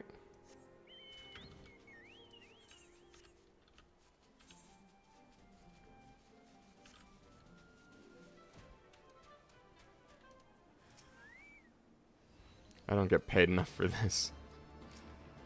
Hello.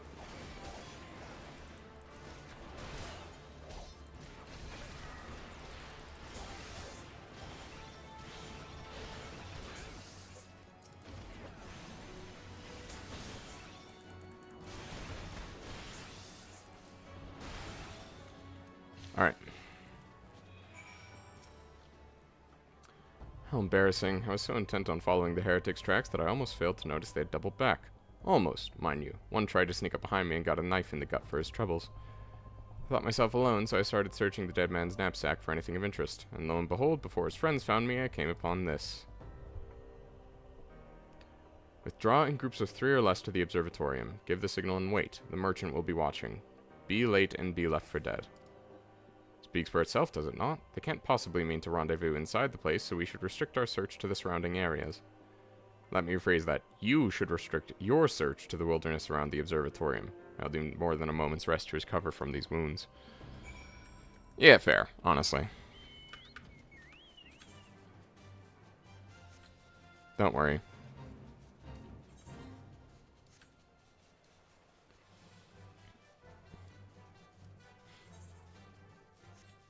You're stubbier than a chocobo. Don't fault you for lagging behind a little bit. Suspicious Curthin. I'm through listening with your excuses. We leave now. How? These woods are crawling with bluecoats, and the knights are searching every wagon that passes through the gates. Well, stay with him then if you think you'll fare any better. Hello. No, there's no need for that. There are places like this in my homeland. Sacred snow-capped peaks where blood must not be shed. Yeah, Yugri's from Ishgard, right? Like, she's an Aura. Although I guess at this point you're technically not supposed to know about the Aura. Oh, no. Anyway, metagaming. Yet your lands ever thirst for the blood of the fallen, and by your deeds it has drunk deep. No, I've done no wrong. None but meet in secret with heretics. Deny it all you will, we shall have the truth from you yet. Inquisitors are not the only ones skilled in the art of interrogation. Damn it all.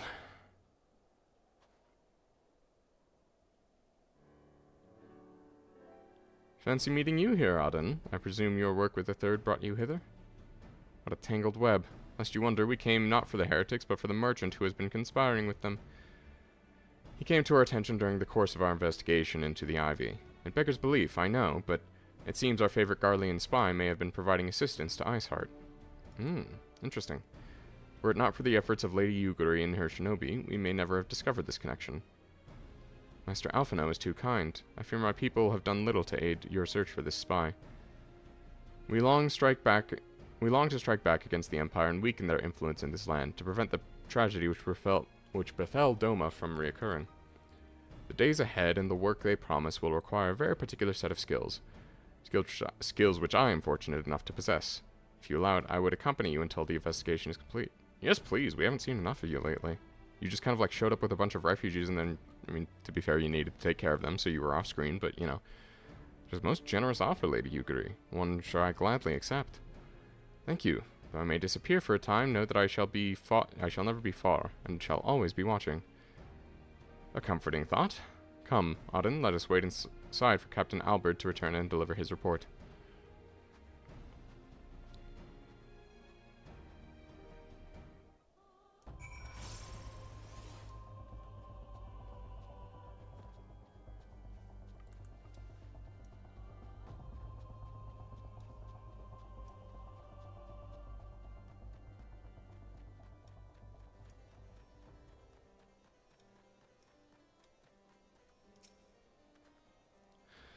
Captain Ilbert seemed confident that the merchant's resolve would swiftly crumble when pressed. If so, we should have new information ere long.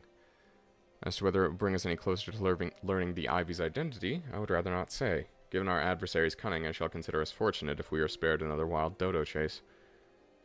The gods know we have more than enough to occupy our time as it is.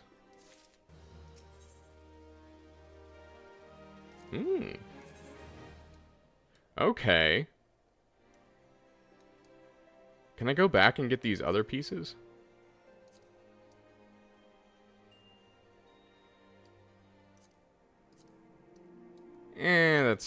This one though looks good. I really like this, and the possibilities are very good for fashion.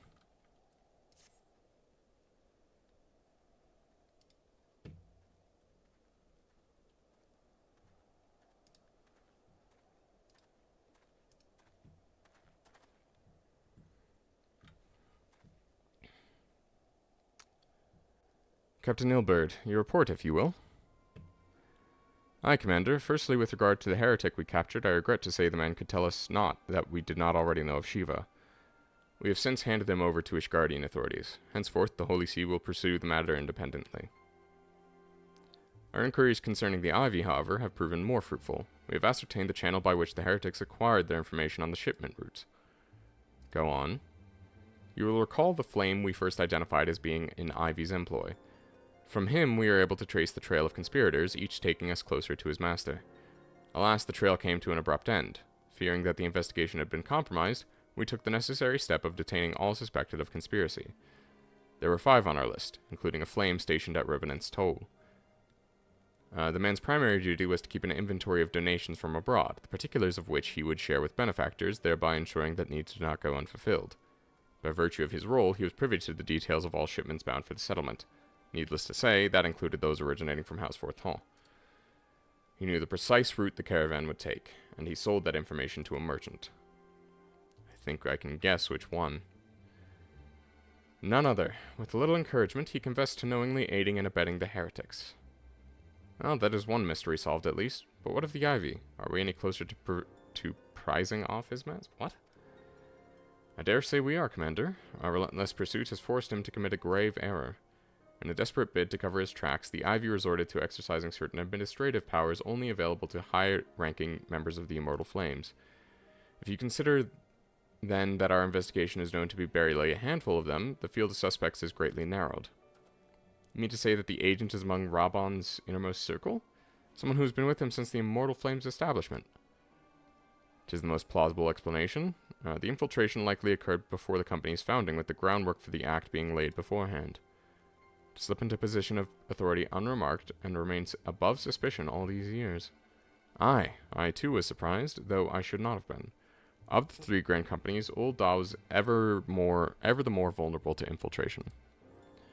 Both Limsa Lominsa and Gridania have long-standing armed forces that lent themselves to the formation of Maelstrom and the Order of the Twin Adder.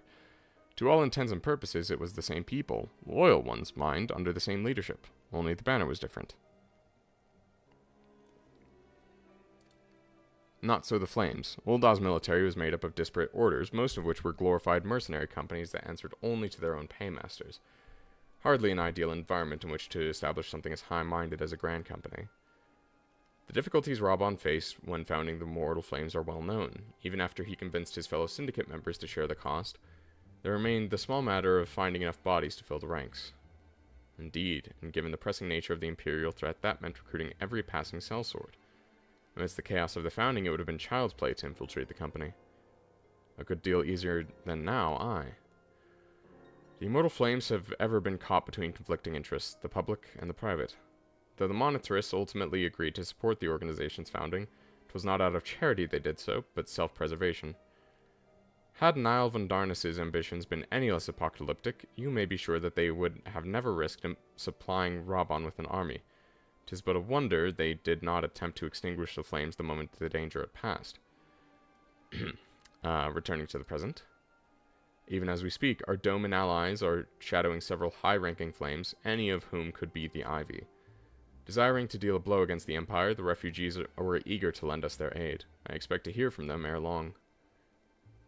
Very good. Pray continue with your investigation with the first.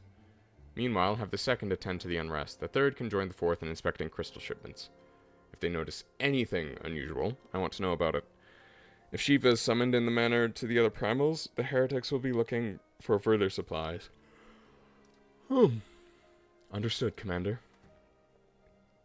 I shall send word to Sir Emerick informing him of our success in identifying the heretics at Bedders. Hopefully the information will be of some use to the Ishgardians. It is time, Commander. Yes, I am aware. An emergency council of the Alliance leadership has been called. There have been developments in Garlemald, it would seem. As commander of the Crystal Braves, my presence has been requested. I would have you accompany me, Auden. As the realm's stoutest champion, 'tis only meet that you be present for the discussion. Oh, and the antecedent has already given her consent, lest you worry. Alright.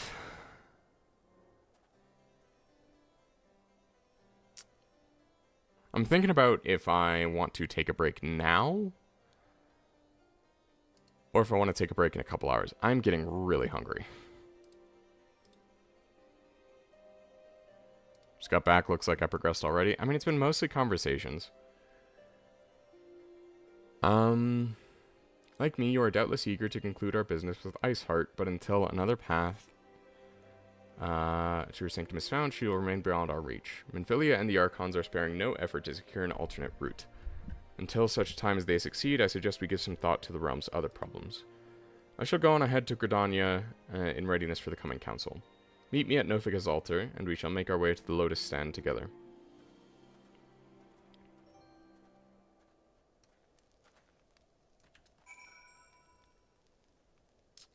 Alright, New Gridania?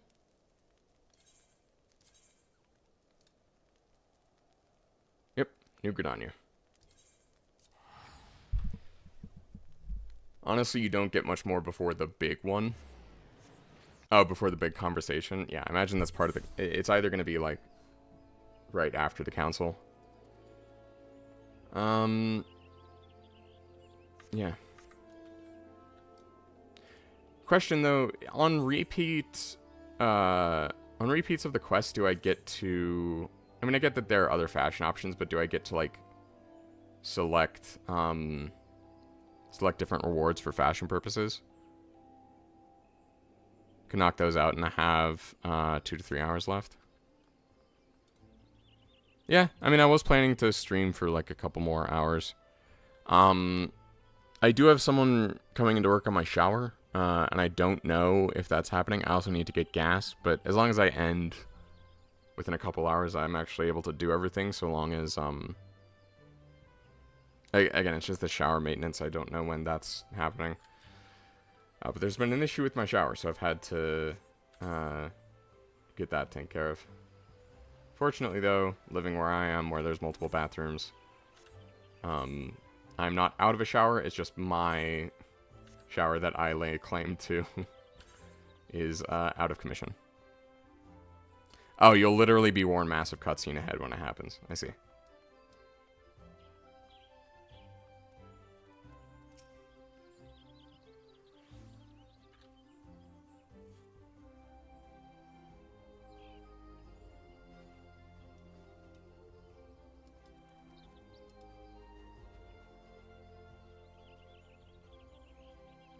Okay, yeah, I think, okay, so I'll do this conversation, then, like, take a break and get some breakfast. When you're ready, speak with the conjurer yonder. She will show us to the Lotus Stand.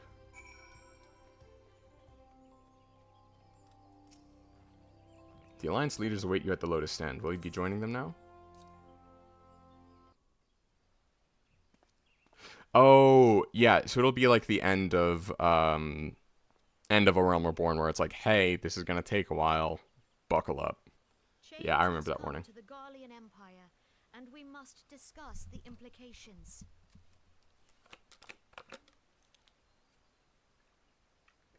The rumors are true, then?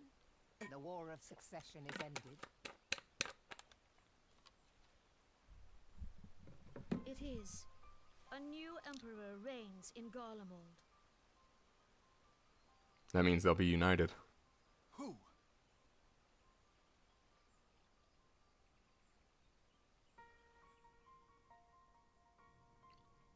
The birth and all too rapid expansion of the Garlean Empire is commonly attributed to the strategic brilliance of Solus Zosgalvis, yet he did not rule alone. Several members of the royal household also distinguished themselves during his reign. Nevertheless, it was the eldest son who stood to inherit the throne, until his most untimely passing. I thought us fortunate when I learned that the Emperor had Oh, died dang. without naming a successor.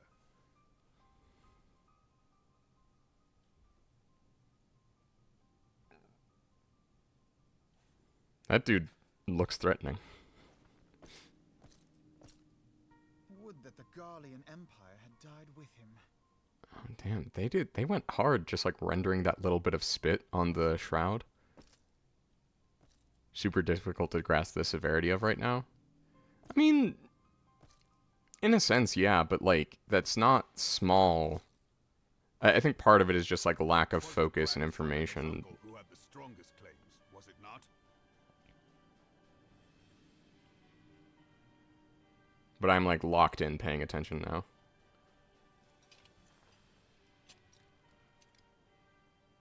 Indeed, yet claims count for little without the power to assert them.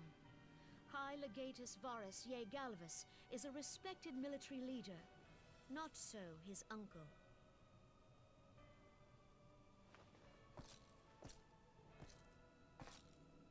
So young Varus has torn the crown from his uncle's grasp and taken his place at the head of the Empire. Wait, was the guy we killed the Garlean Emperor? I thought he was just a legatus.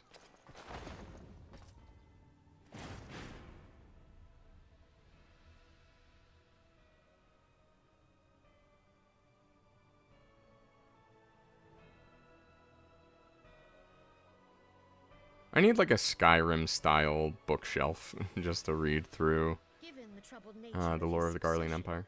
the new emperor will require time to seal his grip on power. Yet have no doubt but that he shall, for there are none left with strength enough to oppose him.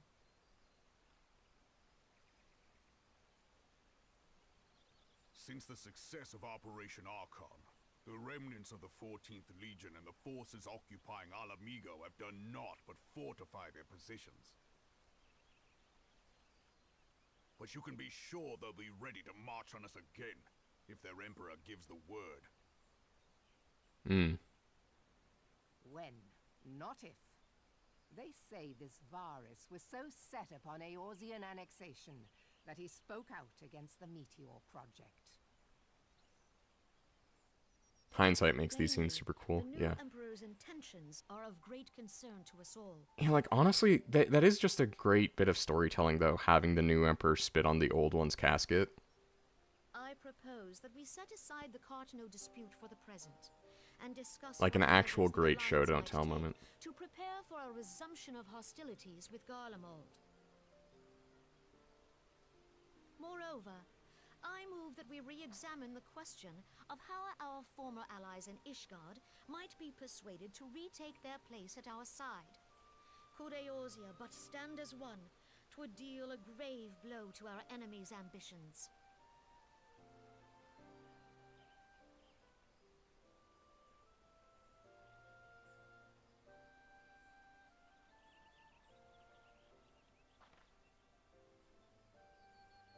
Think about how much meaning that spit had. Yeah.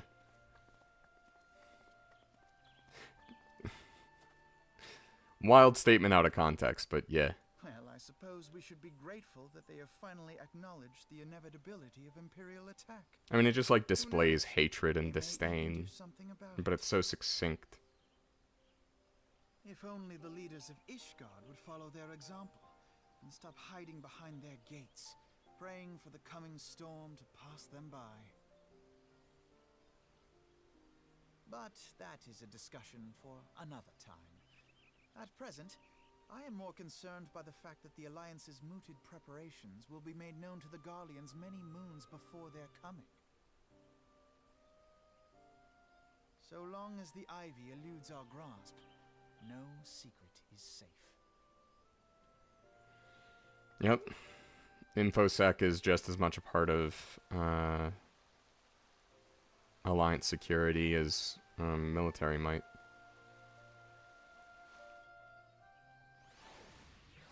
Alright, honestly, I like that we're kind of like operating in the background a bit now. Like, it helps that, because before it very much felt that we were like operating on the front lines, you know, dealing with primals and such. But now, also, God, that was a very welcome break for my voice. It will not have escaped your notice that the nations of Eorzea are no nearer to being one of purpose, despite their protestations to the contrary. Plainly, the threat of resurgent Garlemald is enough to stir them. And the reason for this? Deep-rooted mistrust among the citizenry. The nation's leaders can come to all the understandings they like, but their unity means little and less to the common folk. Take the Lominsons, for instance. Though Admiral Merlwyb outlawed piracy over a decade ago, foreigners still picture the nation as a haven for grog-swilling, wooden-legged cutthroats. In likewise, the Gridanians are mocked as hermits who talk to the trees, and the Uldans are scorned as swindlers who worship coin. To be fair, that Uldan stereotype is not far off. Not much sentiments are entirely without grounds, of course. Take that pillar of Uldan society, Teleji Adeleji, for example. But that is beside the point. The fact that people are wary of outsiders, whether they have cause to be or not. On that basis, one could argue that the conflict at Cartano is a necessary evil. Each nation has its own warmongering faction that advocates the acquisition of Omega. In order to placate them, we present them something resembling warfare, and thereby curb their appetite for full-scale conflict. But enough idle musing. Let us speak of a more pressing matter, the Ivy. Since we spoke at the Observatorium, Captain Ilbert has further shortened his list of suspects, and by happy coincidence, the one he seems the most likely candidate is lately come to Gridania. The hunt nears its end, Auden. All that remains is to corner our quarry. Seek out Ilbert near the Adder's Nest. He will give you the particulars. Should there be any developments in Kurthis, you may be sure that I will send word without delay. In the meantime, I wish you success in apprehending the Ivy. Alright,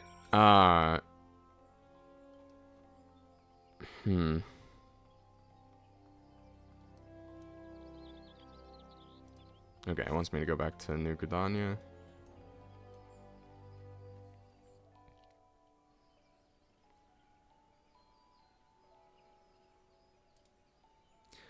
Alright,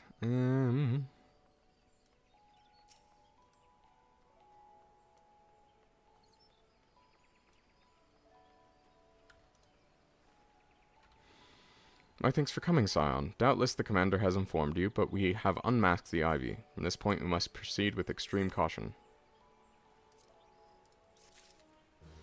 I'm gonna real quick see if it wants me to upgrade my gear. Yes, it does.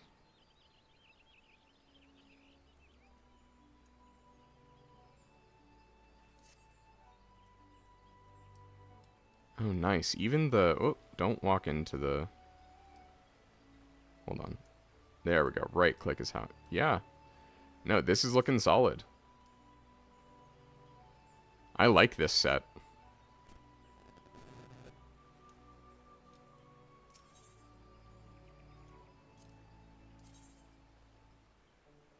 You're okay. That's just the same. The never-ending grind for gear. Ilbert is convinced that he has discovered the Ivy's identity and preparing to move against the Garlean spy.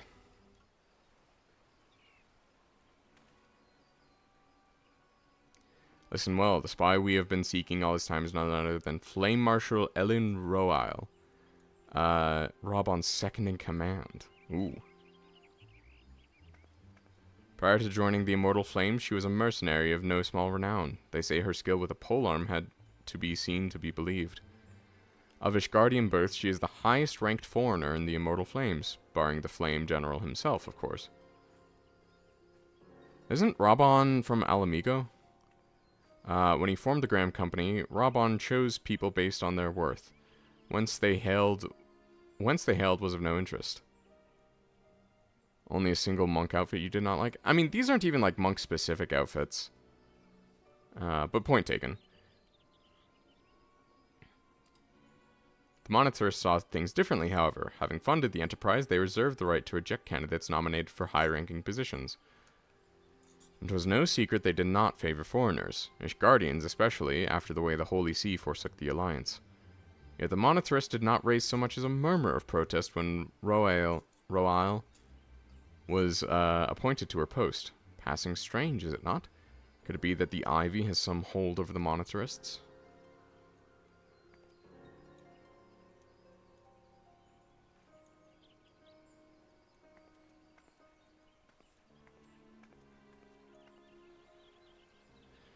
But these revelations are secondary to our current mission.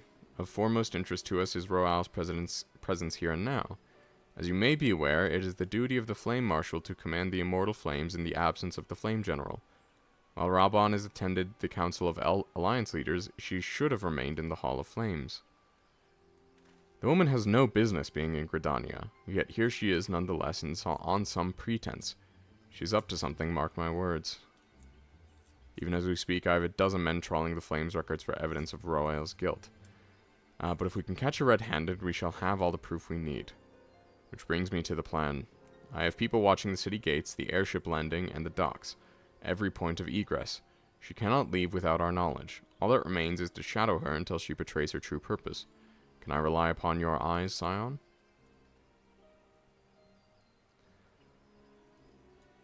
%20 chance that it's just Ilberd is the spy. You have my thanks. Let us go then, and take care not to alert our quarry.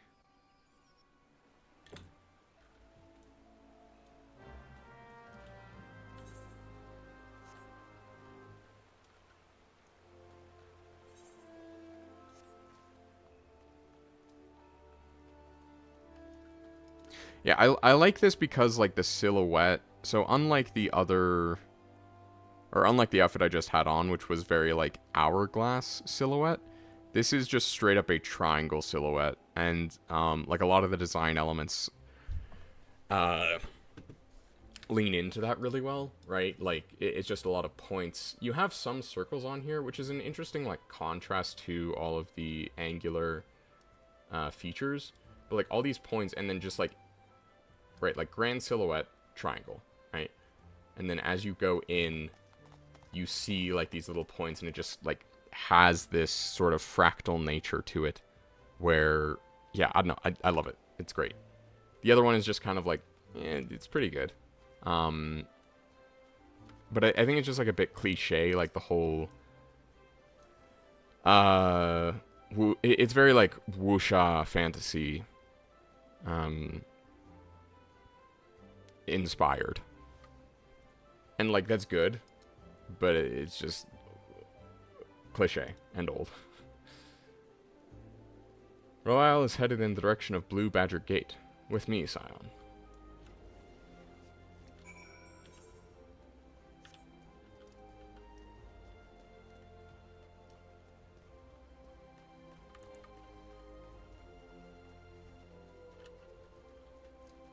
Yeah. So Royal has entered the Carling Canopy. Meeting someone perchance? Or could it be she means to board an airship? Pray look for her within. If she is not on the upper floor, try the landing area below. One of mine is stationed there, and she may have seen something. Ephemy is her name. I shall remain here in case Royal appears.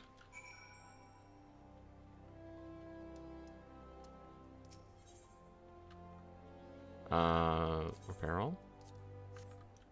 Not what I meant to talk to, but... Oh, does it want me to go downstairs? Nope, alright, can't jump.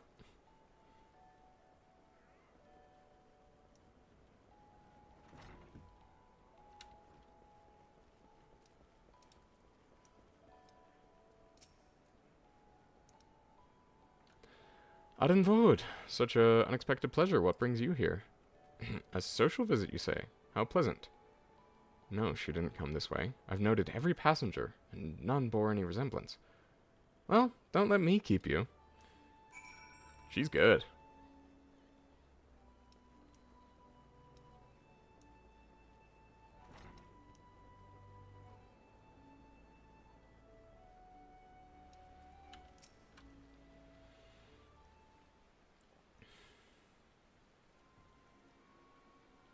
Nowhere to be seen, you say? And you're sure she did not board an airship? She did not come back out either. Where in the seven hells should she have gone? The roost! How could I forget? Yeah, I didn't check upstairs. Like, what? Greetings, good sir. Might I interest you in some Muntoy tonic? A cup a day imbues a man with great vigor, if you take my meaning. Get out of my face.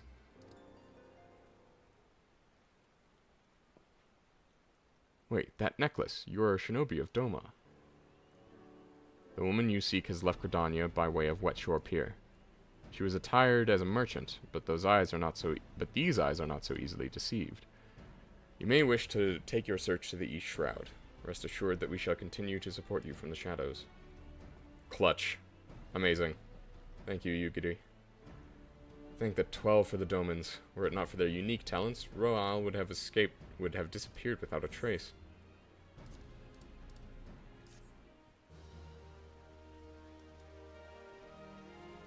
Bum ba dum bum.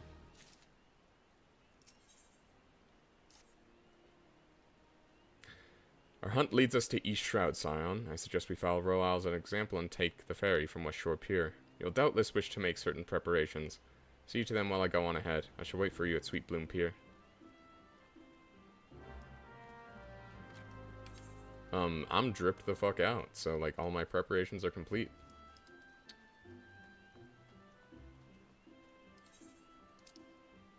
Remind me where that is again?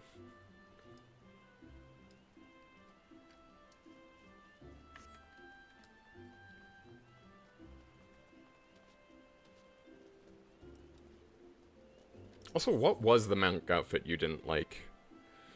By the way, Drachnus. I'm curious now.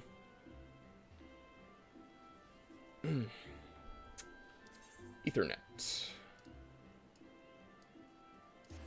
Lancers Guild.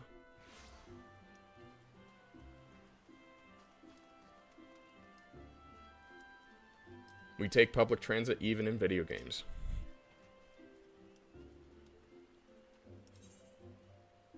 Sweet Bloom Pier. Yes, please. Thank you.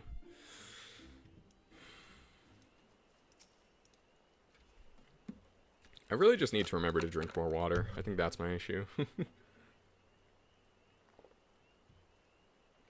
This way, my friends.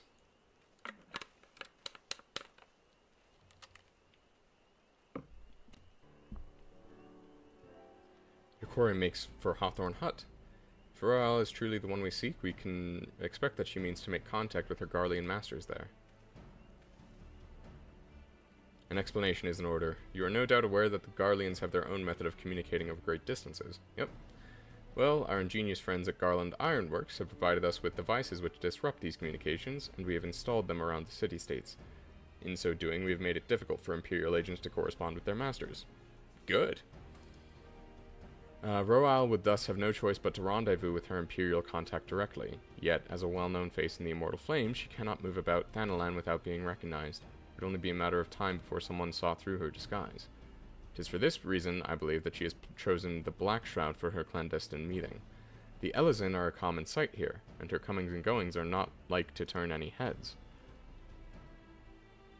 As my scouts tell it, the Garleans have sent agents with a mind to destroy the devices and render such direct contact unnecessary. Fortunately, our shinobi have thus far been successful in rebuffing their efforts. This is it. We need only make for Hawthorne's Hut and catch Roal in the act.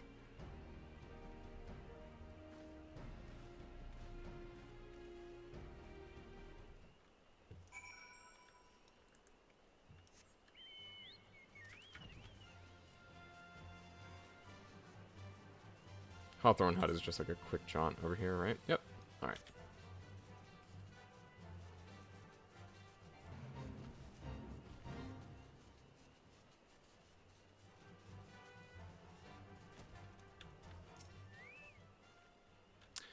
My people report that our quarry has departed for Bramble Patch. The ivory returns to the gnarls whence she came, but perhaps it is all for the better. To convict someone of her standing, we will require damning evidence against her. What could be better than to catch her in the act when she meets with her Garlean masters? She was the only Aura for nearly 2 years? Yeah. And they're just like teasing it like, oh, like, What's this little tale? Oh. My countrymen and I shall lie in the shadows. Tread warily, my friends. Wait, so then are the Aura, like, descended from Shiva? Because there's the whole thing, right? Like, I know the the Aura are part of the, like, Heaven's Ward story. And so, like, naturally they have, like, some kind of, like, tie to Ishgard. But, I'm eager to see what that is because of their whole relationship with dragons.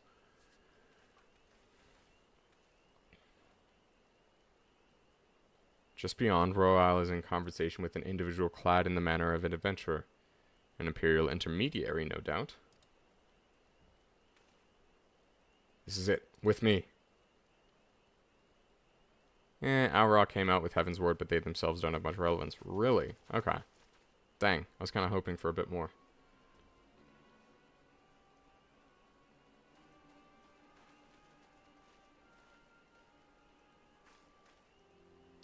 Flame Marshal Eileen Royal. You are under arrest for treason and espionage. They're actually mostly from the Far East, and the ones in Heaven's Ward are migrants. Yeah. I mean, I know that, Yugiri and, like, her domins are, from the East, but... You were followed, you bloody fool.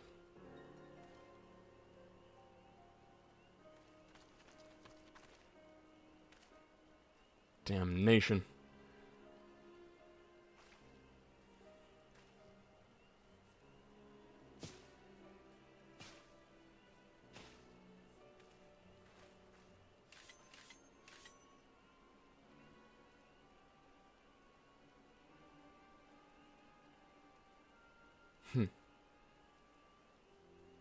You are unarmed, my lady, and scarcely garbed for battle. If you wish to fight, you are welcome to try.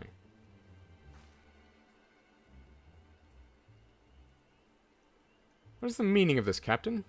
Would you arrest me for strolling in the Twelves Wood? When last I looked, there was no crime, and neither was conversing with passing strangers. But once you do learn more about them, yeah. You'd feign ignorance, then? Very well. Oh, that was a very important text box and I skipped it. It was an accident, I swear. It's probably like we have you dead to rights or something. I'll offer you no struggle. After all, I have naught to hide.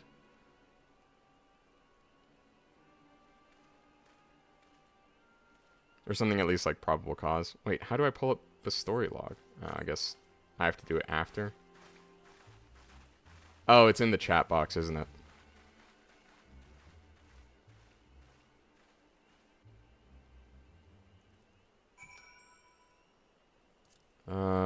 Press enter.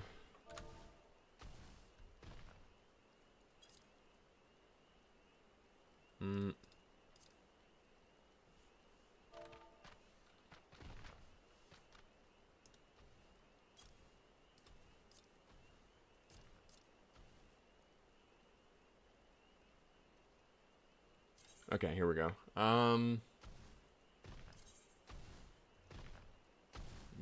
Chat, link shell.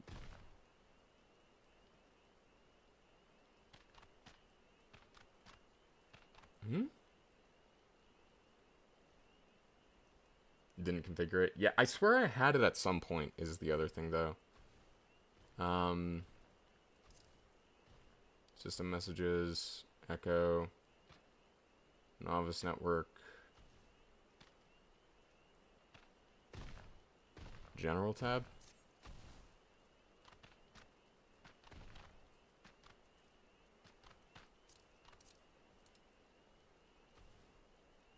I think I need to remove novice network from my general tab. I need to just like have that be a separate thing. Yeah, it doesn't look like it's on here. Dang.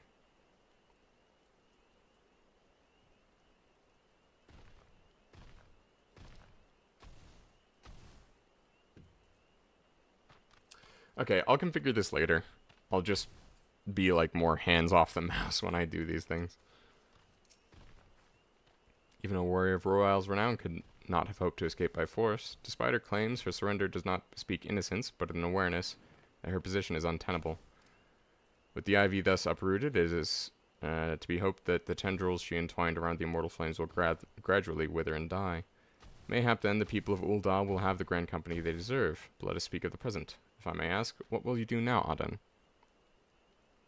I'll just send you to the guidance on Discord for whenever you want it. Yeah.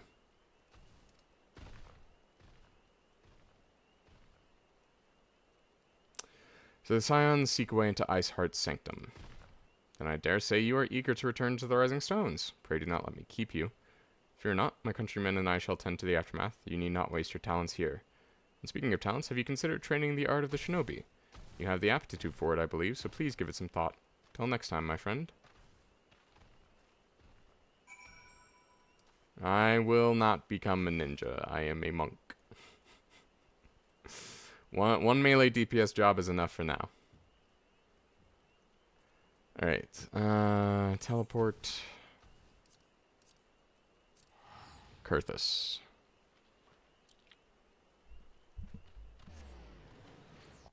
Also, I think if I enabled it now, it wouldn't, like, it probably hadn't been, like, doing it in the background. Oh, this is the wrong area.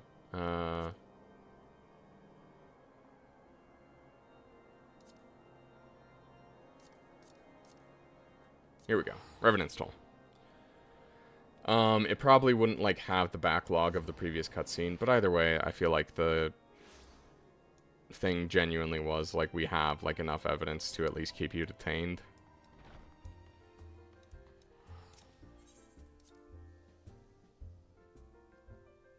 I don't know, something cop.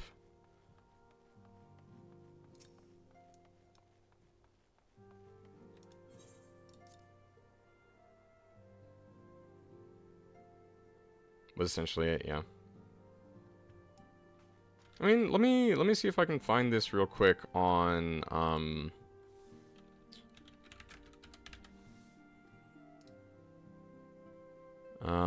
in flagrant delicto.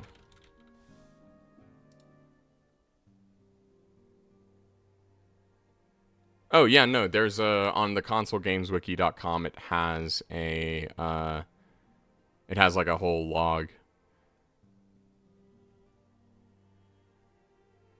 If you do think of something to say, there will be plenty of time to say it later. Now come quietly or she'll make you wish you had. Yeah, literally just saying again, come with me.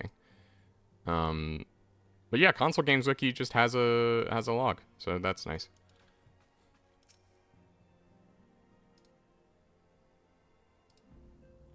Welcome back, Auden. I understand that Elfno had a task for you. May I ask what it was?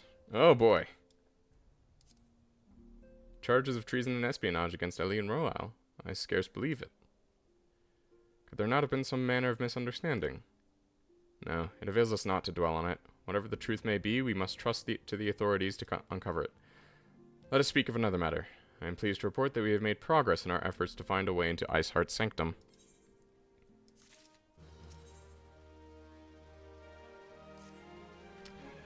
As you may recall, Iceheart used the Aetheryte in the depths of Snowcloak to teleport a short distance to the west, most likely to a sanctuary of some description. It is there that we suspect she means to summon Shiva using the crystals she stole from House Fortal's caravan. The heretics believe that they are bringing about a second coming of their patron saint, but if, as we suspect, they mean to hold a summoning ritual of the kind employed by the beast tribes, it seems likely the result will be something more akin to a primal. Suffice to say, they must be stopped, and stop them we shall. But first we must surmount the obstacle that Iceheart has placed in our path. Ordinarily, it would be a simple matter to tap into the established Ethernet and thereby follow our quarry. However, despite our best efforts, we have been unable to ascertain the position of the Aetheryte which she teleported. Our prevailing theory is that she destroyed the sickened Aetheryte upon arrival, a reckless, desperate measure, but also an effective one. After discussing the matter at length with Urianger, we have concluded that we lack the expertise to develop a solution. Which is why we have called upon the aid of one who does possess such expertise, a colleague of ours who is currently en route to Revenant's Toll from Charlian. She should be arriving within the hour, in fact. Since you are here, mayhap we could welcome her together. I'm certain she would appreciate the gesture. Let us make way to the northern gates and await her coming.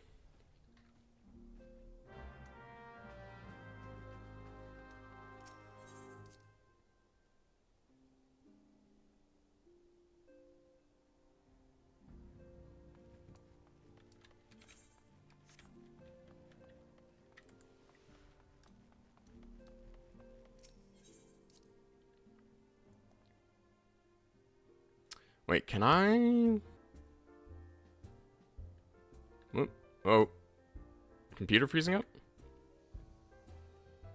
Oh dear. Alright. My OBS is doing a thing. Let's see. Oh dear.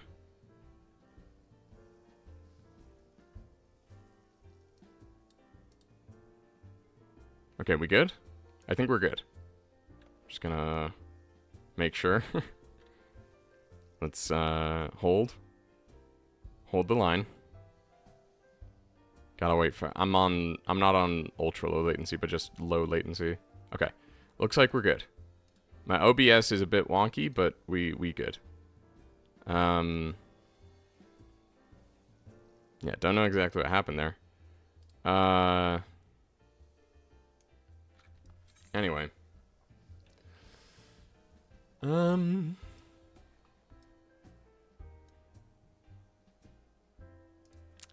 Let's have a fun little poll.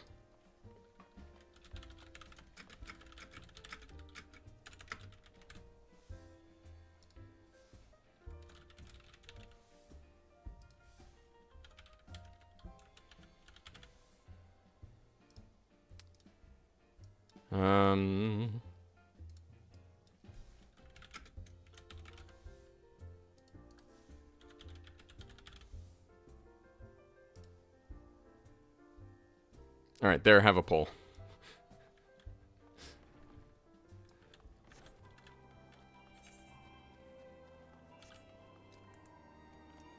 All right, I can't. No, I can mount in here.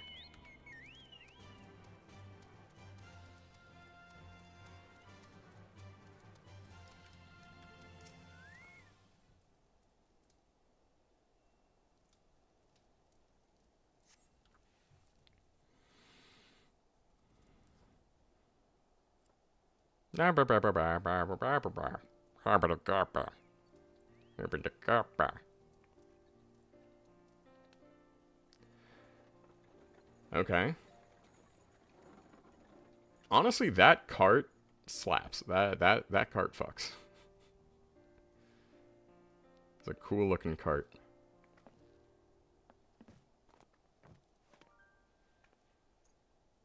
Wait, is the expert just Iceheart?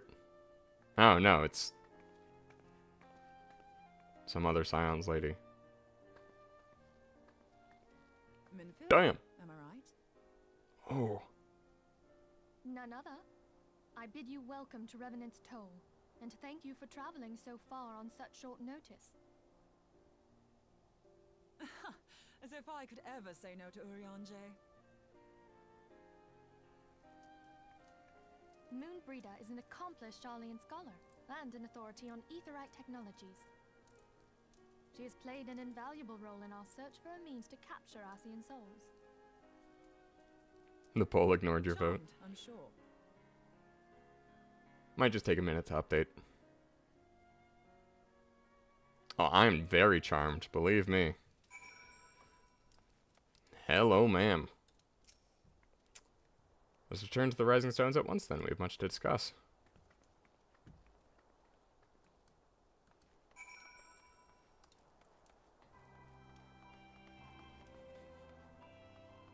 I have to put in the Umumusame there just because it's like the horse. I mean, and to be fair, I don't do anything to really dispel it because I think when you try to fight the meme, it destroys you. Forgot this happens at this point. Okay, that's not foreboding at all. I will not ask for elaboration, but like, yeah. But yeah, ever since the Horse Girl game came out, I have necessarily inserted myself into conversations where people talk about the glue factory and whatnot. Even though, like, the origin of the name Gluefoot doesn't actually come from horses, it comes from surfing. Or at least where I got it. It was a nickname given to me a long time ago, let's say. But I did think, like, it would be an interesting name for a jackalope.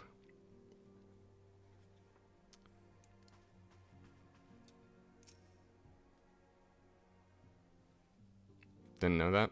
Yeah. Yeah, the story of it is, I've talked about it before. Not at length, I guess. Gods, it's been ages. Oh, longer, sister. Hmm? A joyous reunion indeed. Well, of course it is. Moon and I are like twin sisters. Yeah, I can tell. Save in appearance and aptitude. God damn it, Papalymo.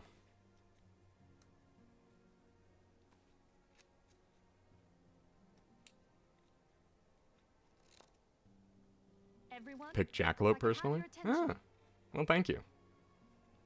I think it's funnier if we just have the 100% be Mumusune. I bid Moonbreeze Still, I'll leave the join us poll up. here that she might share with us her extensive knowledge of Aetherites. Also, as many of you are already aware, she has been overseeing our research into white auracite, a sample of which she has been good enough to bring with her.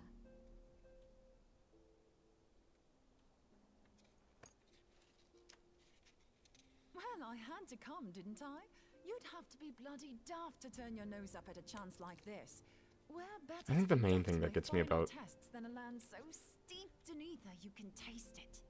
I think what gets me about the ARR and post-ARR voice acting is just the fake-ass British accents. Little to dampen thy youthful spirits. And nothing at all to reform thy youthful manner.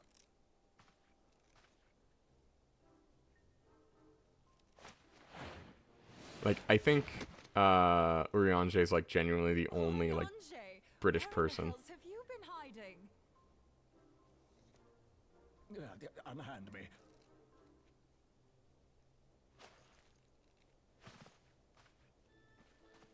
I come all this way, and that's what you have to say to me. I much preferred when you were pleading with me to drop everything and hurry to your side. What was it you said? None save thee can satisfy this need. Go on. Again, Taliesin Jaffe does a good job, though. Thine artless attempts to misrepresent mine all too innocent motives do thee little credit. Mine New actors were intent, explicitly pulled well from British stage plays. pronounced, Yeah. was but to impress upon thee the gravity of the circumstance. Lest thou doubt, a deiform entity shall shortly be summoned, save if thou and no other grantest my compeers thine aid. You still haven't found it, then? Your missing Aetherite? We have not. No. We know that Iceheart teleported to an Aetherite not far from the first. Yet even after careful analysis, we could not locate the second beacon. We now suspect that the heretics destroyed the second Aetherite to impede our pursuit. Our allies continue to scour Snowcloak for Iceheart's sanctuary. But as I said, they just had a totally different localization studio for Heaven's Ward Onward. Now Iceheart prepares to call upon Saint Shiva. I'm sorry, but if the Aetherite's been destroyed, then that's that. Although, you're absolutely sure she used the first Aetherite, are you? She didn't just use teleportation magics? One of our own bore witness to her escape. I can say with absolute certainty that Iceheart used the Aetherite. I'm right here. You can just say me. I'm way too smiley for that. In that case, there might be a way, so long as the ethereal current is still flowing. Truly? How? Yeah. Use the current to recreate the beacon. Yep. Makes sense. As you know, Aetherites are a bit like lighthouses. We use them to reconstitute our physical forms when crossing the ethereal sea. Without them, we'd lose all sense of direction and our essence would dissipate. However, we don't rely solely on these beacons. There are currents of ether which flow between them, currents which help guide us to our destination. Now, these currents will gradually dwindle away to nothing if an Aetherite is destroyed. But If even a sluggish flow remains, we could theoretically use it to direct a surge of concentrated ether towards the void left by the beacon, and thereby fill it up again. Like opening the floodgates to fill a dry riverbed. Though, correct me if I'm wrong, but would we not need a veritable reservoir of ether? In concert, we might manage to channel a sufficient volume, yet that is not my chief concern. The cultists are going to leverage that ether to summon So Shifa. a greater volume of ether with the requisite precision would be a nigh impossible task in itself. No one's concerned that this... I barely succeeded in facilitating travel to an unattuned beacon. That which you describe sounds considerably more difficult. Also, I really like Ishtola.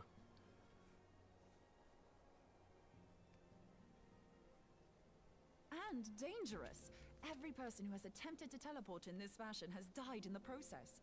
They, however, did not have white aura sight at their disposal. I can use it to channel all the ether you can give me into the aetherite. However, white aura sight cannot retain ether for an extended period of time, so we would need to infuse it immediately beforehand. Sorry, not the cultists, the heretics are going to come and seize the ether. I confidently give this plan better than even odds of success. And if the worst comes to worst, your people won't suffer. Wonderful. Though it risked the lives of our best and brightest, we have not the time to seek other options. If the ethereal current still flows, we shall carry out Moonbreeder's plan. That's the spirit. Let's roll the dice.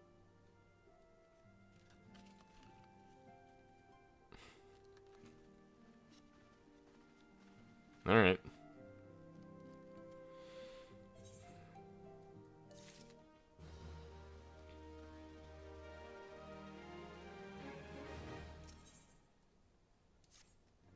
I've already informed Alphino of our plan to recreate the beacon in the manner Mumbrida described.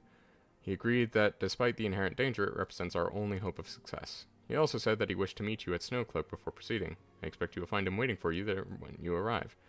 I want you to know that I appreciate everything you have done on our behalf, Aden, and that I have faith you will return to us, as you always have. Alright. No. Teleport to... Yeah, like, it's not super surprising. It is cool, the like, bit of, like, detail given to the Ether network, that it's like, yeah, like, the beacons kind of had to be established somehow. And you're dealing with, like, magical interdimensionality. You're going to have some sort of, we'll say, construction remnants. You know, dust that you left behind, if you do destroy a part of it. Right, like the foundation of a building doesn't go away just because, yeah.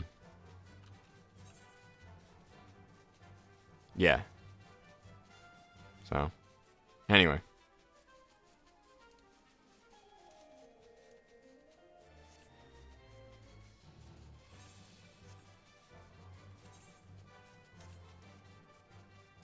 Also, I love flying over illegal terrain. Hey, that guy, welcome in. It has, in fact, been a long time since I streamed.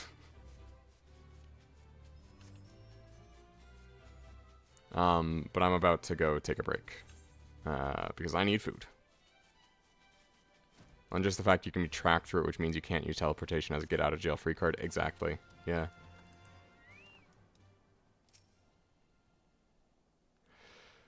Alright, let's see. Alright, I'm gonna go on break. Yeah, and I'll see you in 15-ish minutes.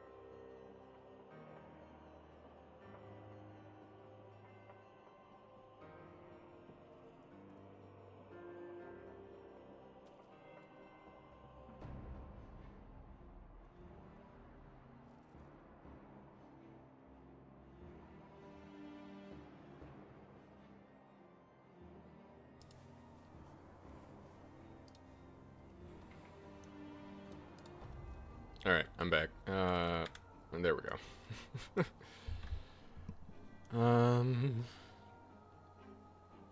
Okay. I'm still gonna be eating. Yeah. But, I should be able to go for like another hour and a half.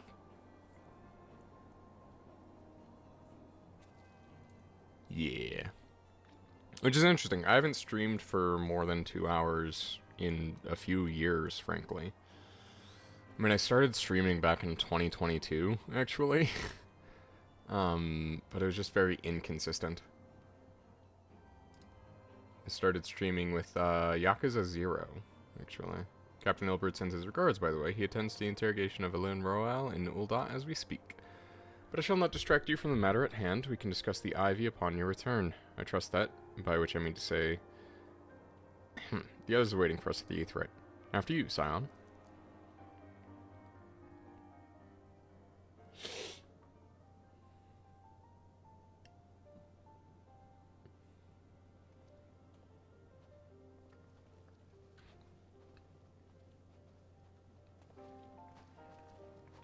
More voiced cutscene?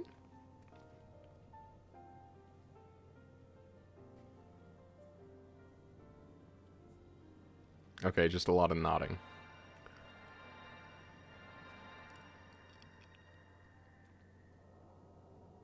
Alright, getting ready to summon Captain Planet.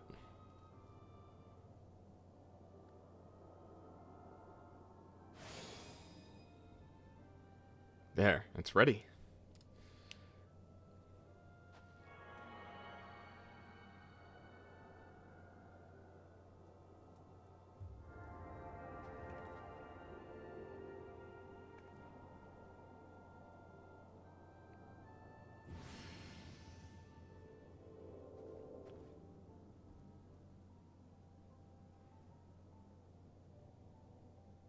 Huh, it worked.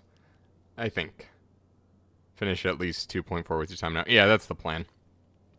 I mean, like, mostly my time constraint really just is I need to get gas, before work. So, yeah. Try tuning the Aetheryte now. Feel for the current and try to locate the beacon.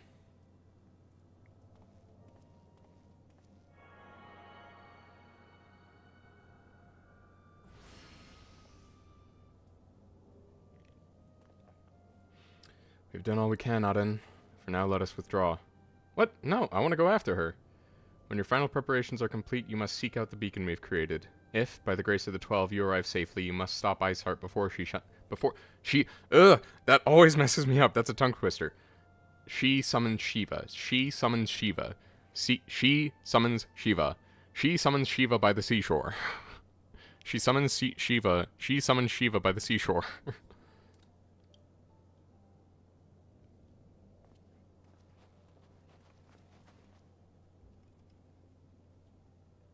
She summons Shiva in Snowheart. In Snowshore? Yeah, just freaking tongue twisters. We cannot ignore the possibility that our actions have alerted Iceheart to our plans. Should that be the case, she may attempt to hasten the completion of the summoning ritual. And if she succeeds, you will have little choice but to face Shiva in battle. Oh, really? I totally didn't think that's where this was going. It was me facing Shiva in battle. By the sea short. She summoned Shiva by the SEA. Knowing little of this saint, I cannot say if your own strength will suffice, and so I will encourage you to call upon your allies.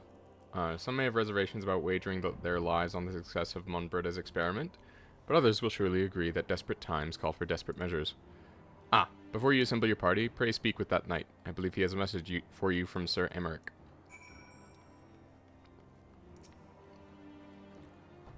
Sir, Sir Emmerich regrets that he could not be here in person and asks that I read you his letter. A primal? What do you mean I'd fight it? Surely not. Preposterous. Preposterous.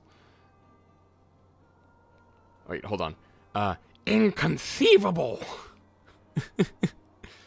Oh, sorry. Hopefully that didn't, like, peak the mic too much. Inconceivable! Drops dead 2 seconds later. Ishgard faces an unprecedented threat, yet in our hour of need, it is not her knights who stand poised to defend her. Adenvode, the warrior of light, savior of Eorzea, your deeds this day shall not be forgotten. Where others would flee, you choose to remain. Where others would falter, you rise to the challenge. Where others use their gifts for selfish ends, you wield yours in service to a greater cause. No peeking at all, yeah. Okay, good. Oh, that's another thing I wanted to do. I actually saw Yenna Youngblood, who's a VTuber, play solo peek. Or I saw a clip of it, rather. And she like got caught in a tornado, and it's like, oh, this reminds me of Outer Wilds. I should play this on stream. Because I picked up Peak on its most recent sale, because it's cheap to begin with.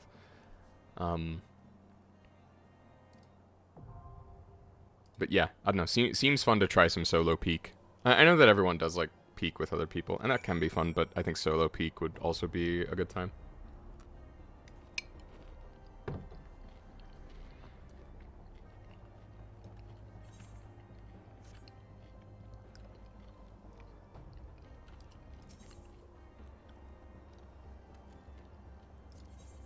Oh, yeah, I have to... Alright, yeah, sure. I mean, literally just aesthetically. I mean, I've not played Peak before, so this was one, like, out-of-context clip. Not sure you agree, but an interesting take. Yeah, like, it doesn't have the same... Oh, I don't know. I'm not gonna, like, die on that hill or anything. Just, like, it reminded me of Giant's Deep, the tornado specifically. So, yeah. Also, less than 5-minute wait time. That's actually kind of nice.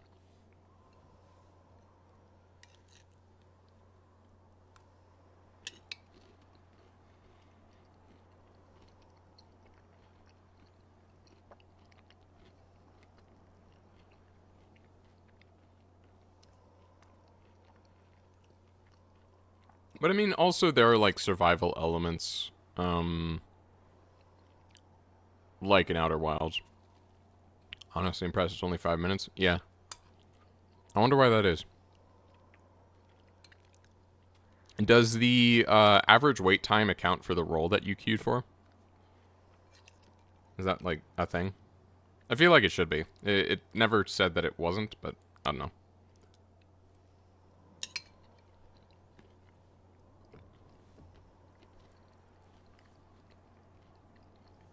Yeah? Okay.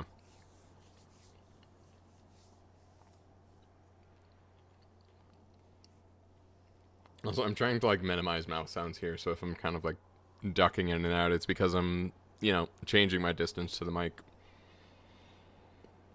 Off and on. More popular roles. DPS. Yeah. Yeah, as always. I mean, it's the eternal... It's the eternal DPS curse, right? Like, you get to have the most fun, quote unquote.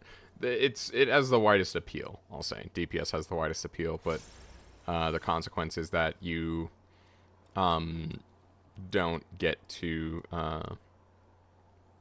you know, you don't get the same level of access or, like, frequency of access to activities than tank or supports do.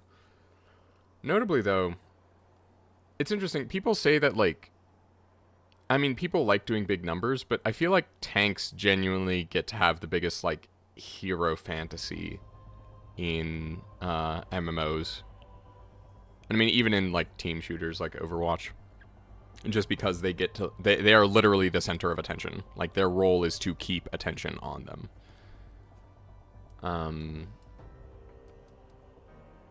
And I think the appeal of DPS is more so a form of self-mastery, where you're like perfecting your rotations, you know all of your cooldowns, and not that other classes don't have that. It's just that yours has a much more tangible effect.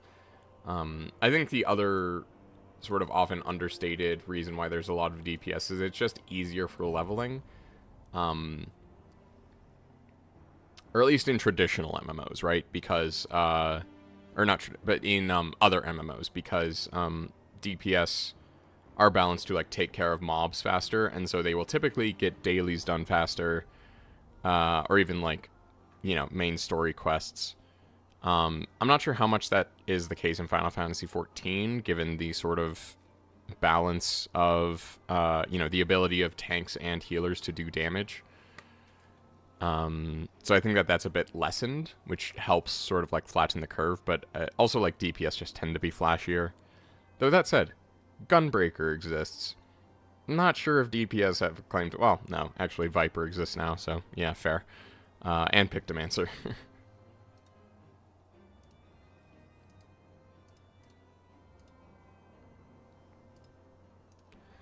Yeah, DPS has the most complicated rotations because their fight mechanic knowledge doesn't need to be as high. Yeah, exactly. Need to know for each fight. See, and that's the thing, is that I like having the... Like, it's nice to be able to take the same skill set and apply it to different things, but part of the fun for me, and this is why I think I've stuck with Destiny for as long as I have, is learning the mechanics of each fight. As opposed to, like... Now, Warframe manages to, keep me interested because they release new frames each month, and so there's something sort of like new to learn with each kit. And so like, you know, kind of taking it back to my two most played games, the DPS is very much like Warframe's form of knowledge in that it's like, you're not really changing your strategy based on what you're facing. Healers need to be able to flex. Yes, okay, healers are like the unsung, like, healers are just highly underrated in everything. Really, you think they're the easiest role in Dungeons normal raids? Interesting. Okay. But no, healers tend to be very, like, undervalued just in anything. And it's super rude because you notice the difference between a good healer and a bad healer. A bad healer in any MMO. Like, I remember I was playing SWTOR, and we had this guy who, he was one of our healers in, like, our progression raiding group. We weren't super high level or anything. We were on, like, hard mode raids.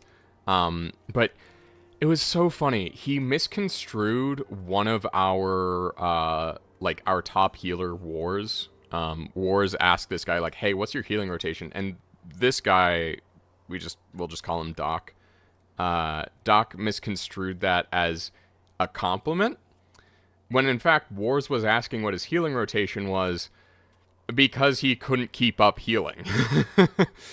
And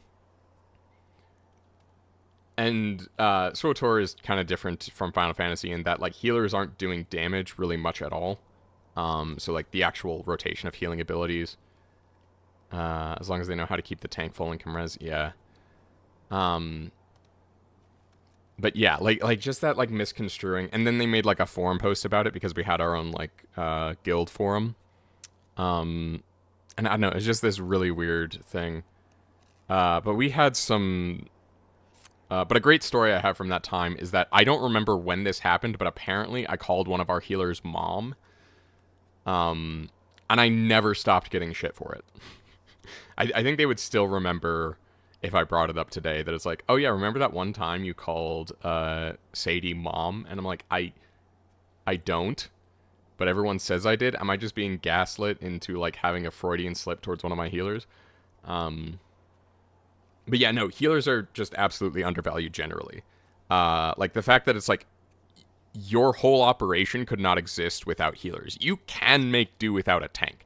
Some, I mean, depending on the game, but, like, you know, usually games will have DPS that are... Now, granted, this is much easier in something like World of Warcraft or SWTOR, where it's not strictly siloed into jobs that you can't, like, switch between. And so you'll have, like, your specialization. But, you know, you'll have DPS that can, like, tank in a pinch. But it's very hard, especially because, like, stat specs in those same games for healing are often very different from DPS, that you want to, for, like, a DPS to, like, swap to healing. Like, they just don't have the output to keep up with healers. And the adage that I love is that DPS is a science, tanking is a job, and healing is an art. Because, like, healing, you only like, you can describe healing to someone as much as you want, but, like, you need to just have your own flow and understanding of it. It is very hard to explain or, like, suss out, because just stuff happens. Tank is a job because you have to babysit, right? Like, that's what you do. And it honestly makes tanking seem less fun than it is, which I'm fine with. If it means, you know, fewer tanks, that means that my tanking is more valued. And so, you know, like, I'm, in a weird sort of selfish way, I'm fine with it being described kind of boringly. But yeah, tanking is a job because you're babysitting and you have a role to play and it is very clearly defined. You may need to deal with unexpected hiccups. And then, you know, obviously DPS is a science because there's no lack of, like, spreadsheets, descriptions, guides, write-ups, explorations, deep dives of, like, just how to absolutely squeeze everything you can out of your damage. So yeah. Also, parsers exist. Like,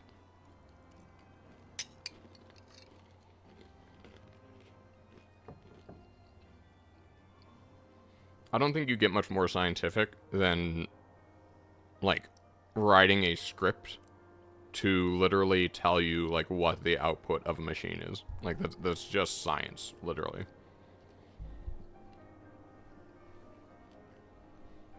Like, you run sorry, I'm chewing, but, like, in DPS, you know, you run simulations like scientists do, you know?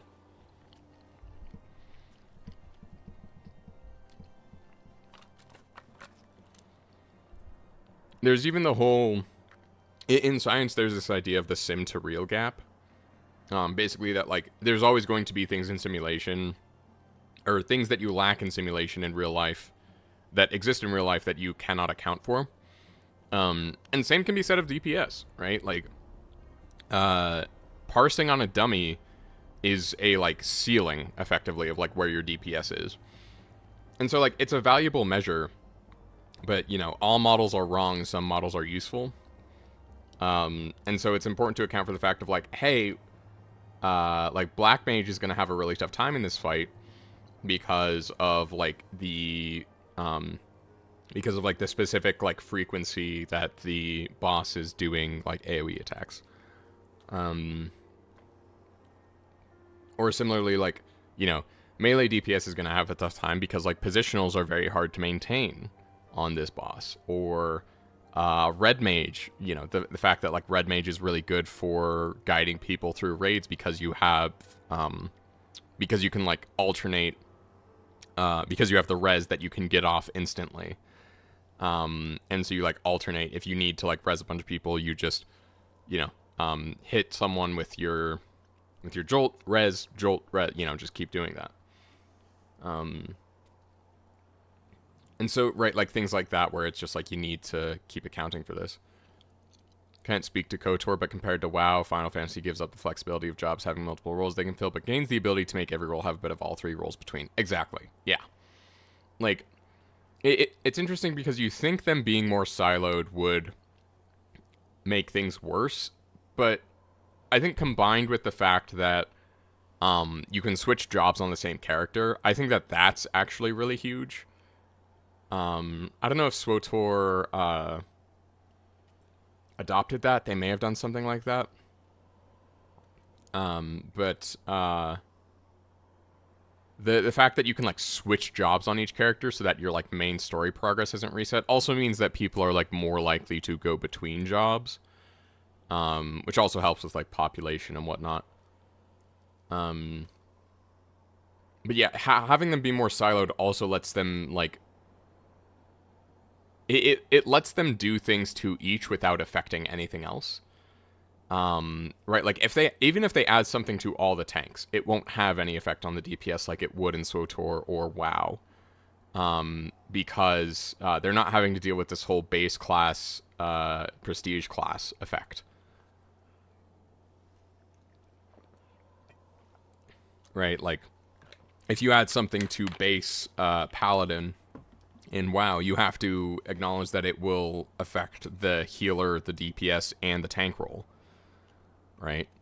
As where that just doesn't exist in 14. which is kind of nice. Also, I will make note that we have gone up on our expected queue time from 5 minutes to 12 minutes.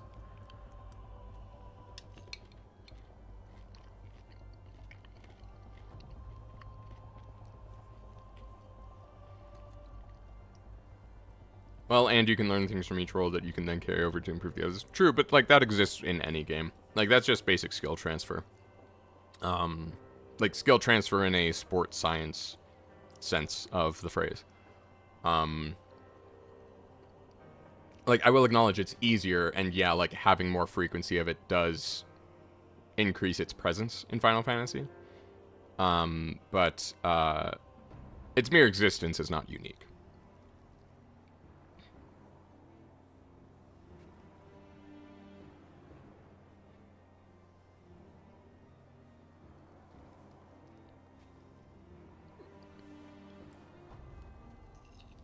Yeah, like, I absolutely take your point, like, about the mitigation things. Like, genuinely, my biggest thing right now is, so also, this doesn't seem to take the CC immunity. I'm actually, like, pretty familiar with this, because, in KOTOR, or not KOTOR, SWOTOR, all of this exists. But does this work on bosses? I feel like this is much more a PvP thing.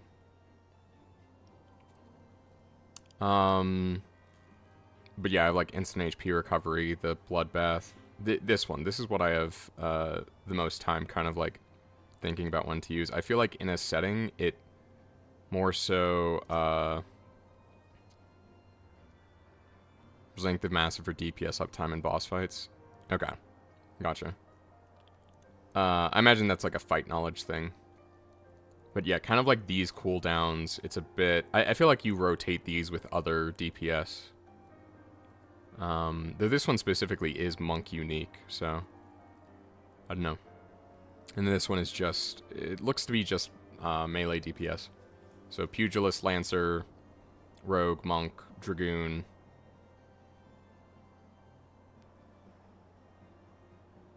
Yeah, lancer turns into dragoon.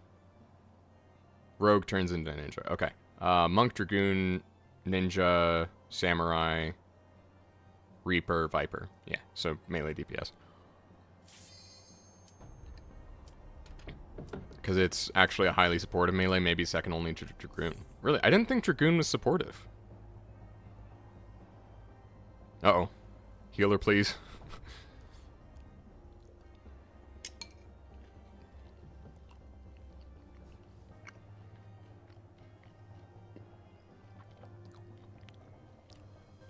Yeah, I'm excited. If it does tell me that I'm about to go into the Giga cutscene, after this though, I don't think I'll be able to do the Giga cutscene today. Come on. Please don't be AFK. Are you kidding me? Okay. There we go. Oh, Giga cutscene is 2.5.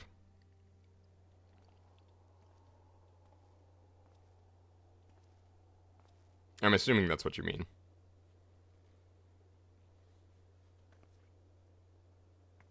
Iceheart turns herself into Shiva. Have come here, warrior of light. I labor only to forge a lasting peace. Yeah, the guards in Skyrim said the same thing. A peace you would deny us out of ignorance and blind faith. No matter. If it is our fate to be at odds, then it is mine to strike you down. We whom gods and men have forsaken shall be the instruments of our own deliverance. Like, I agree with the sentiment, but like, yep, called it.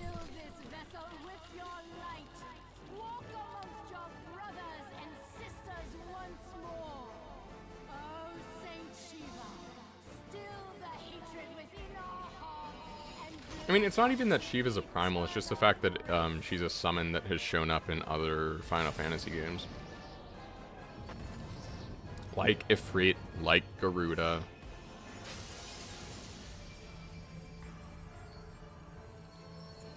So this cutscene is really cool.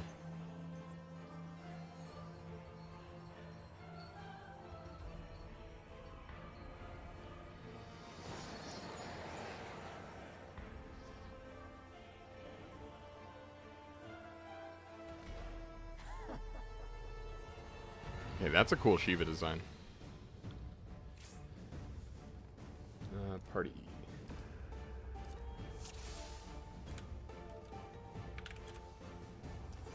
Oh, that was the wrong 07. Or I was supposed to do O/, not 07. One or more party members have yet to complete this duty. Yeah, it's me. Also, I was supposed to be at the back for that.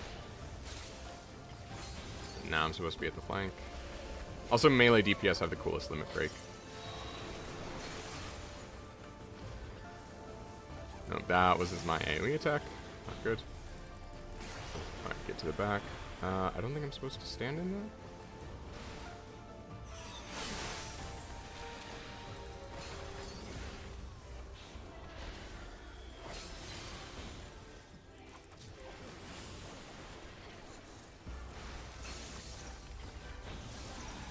Also, okay, so I'm probably supposed to use Feint when it's about to use its big attack.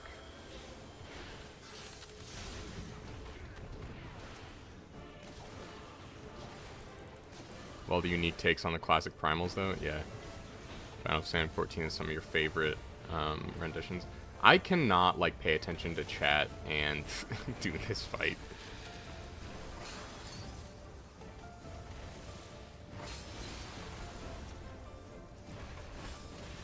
This is getting difficult. It is interesting though. Oh boy. I need to get to the back. Focus on the fight. Yeah, but like it's a skill in and of itself, and it's its own kind of fun to look at chat. I won't like actively sabotage, but whoop.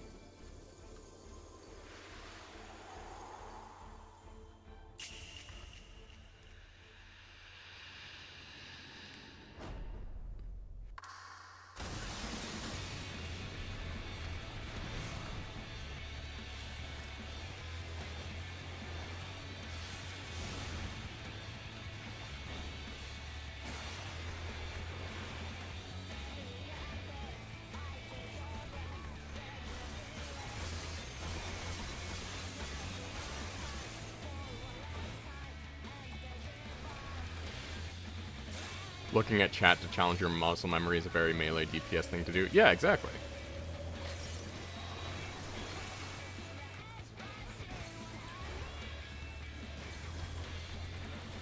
Also, couldn't be me with the freaking 2000s anime song coming on. So, though, very fun. Oop. I guess this was the normal mode. Unless we're going into phase 2.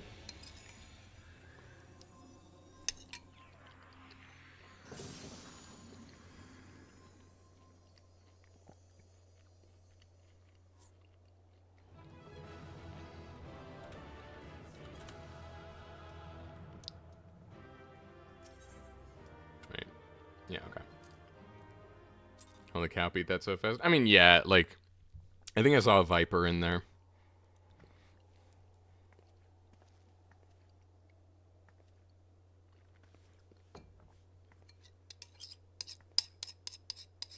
Like, there's a lot of experienced people in this.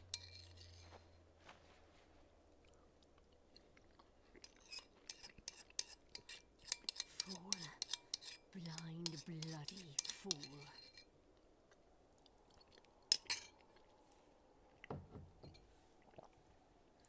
You, of all people, should understand the suffering war begets. That no sacrifice is too great if it brings an end to the violence. Gear level still pushes DPS up? Yeah, probably. Is the righteous cause.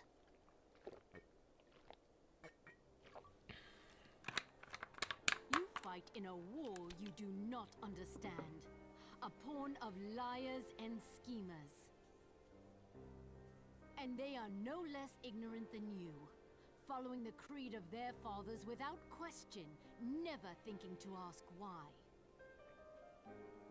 Trapped in a delusion of their own creation, and blind to the truth. Mechanics are nasty, but so much fun to learn. Yeah, that's, I mean, yeah, like, genuinely looking forward to it.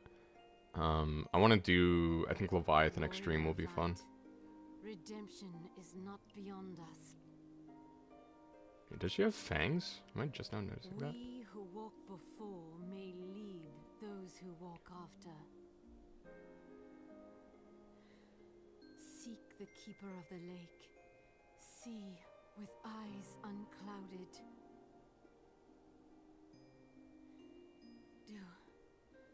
Do not squander mother's gift. Shiva Extreme may actually be your favorite ARR Extreme. Interesting.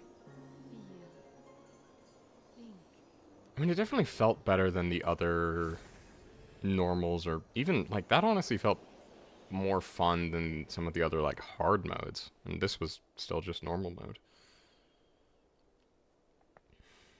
I need to go back and re-review all of the markers. Because I know that there's, like, the Tank Buster one, but I forget some of the others. Oh, hey, it's the ASEAN guy. And so the vessel withdraws, a predictable outcome. Nevertheless, La Habrea will be pleased. How unfortunate. What are you up to?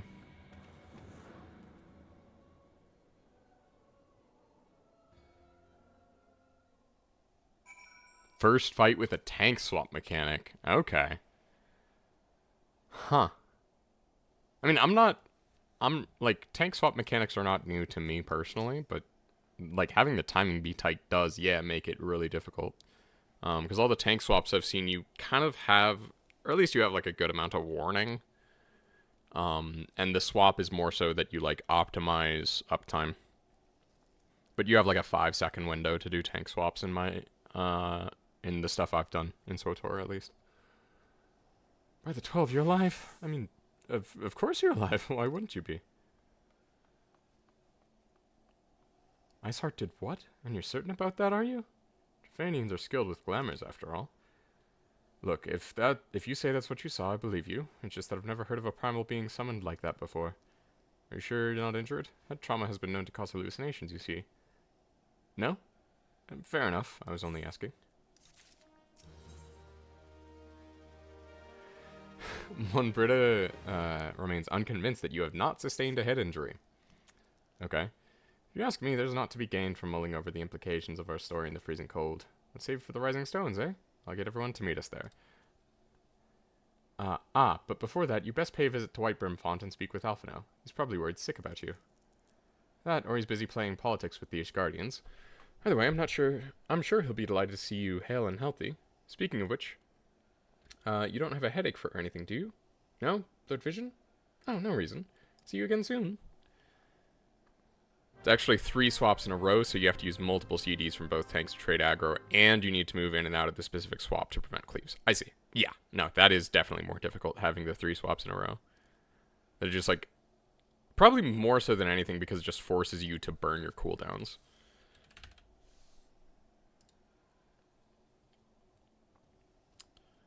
Road less traveled.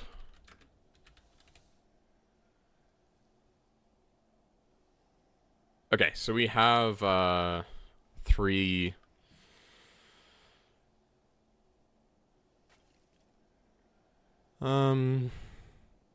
Yeah, including this one, there are 4 more quests in 2.4. Should be able to get through that just fine.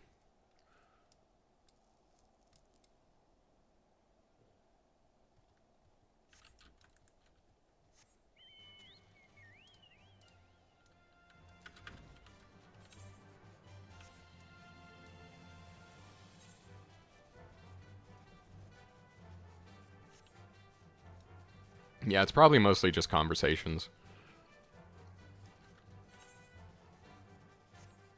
I'm more just worried about the traffic at Costco. People here be crazy about Costco. Like, actual crazy religious nuts shop at Costco here. Like, I legit saw, like, fundamentalist religious people shopping at Costco here the other week. Like, the, like, austere dresses and everything. And it's like, oh lordy. But honestly, I'm just getting gas, so it should be alright.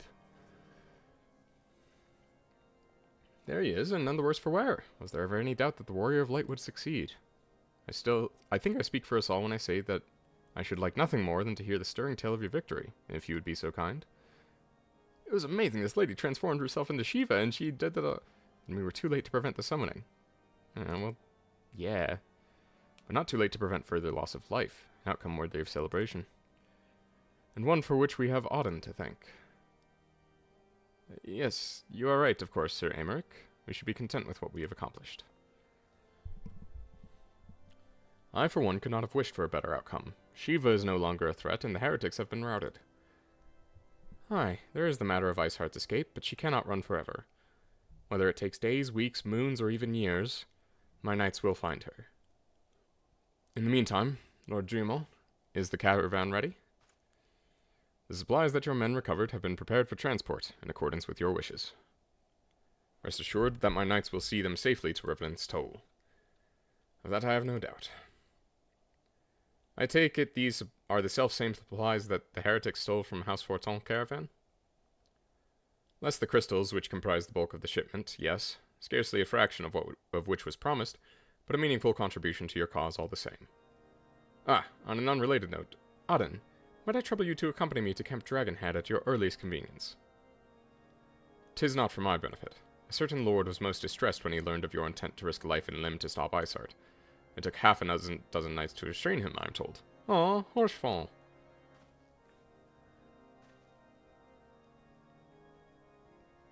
Men give vent to their anxieties in myriad ways. Pray do not think less of him. I like Horsefall.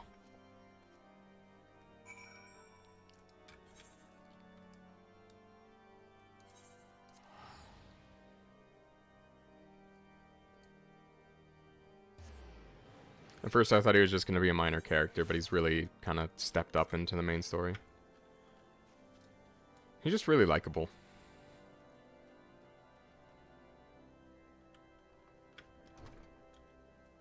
We all love Horsefall? Yeah. What were you thinking, Auden? Wagering your very being on a dubious theory which might allow you to enter Iceheart's lair, knowing full well that she could have sufficient forewarning to complete her ritual to summon Shiva anyway? And then engaging the abomination in mortal combat? By the fury, Auden, 'tis the stuff of ballads, a battle for ages. Would that I had been there to fight by your side. Literally the fan favorite of Heavensward. Yet not a surprise, honestly. Yet here I was forced to wait, condemned to wonder at the fate of dear friend for a veritable eternity. I would not wish such torture on my most hated enemy. But here you are now, and that is what truly matters. Let us move on. Sir Aymeric wished to have words with you and Master Alphino in private. He waits us in the intercessory.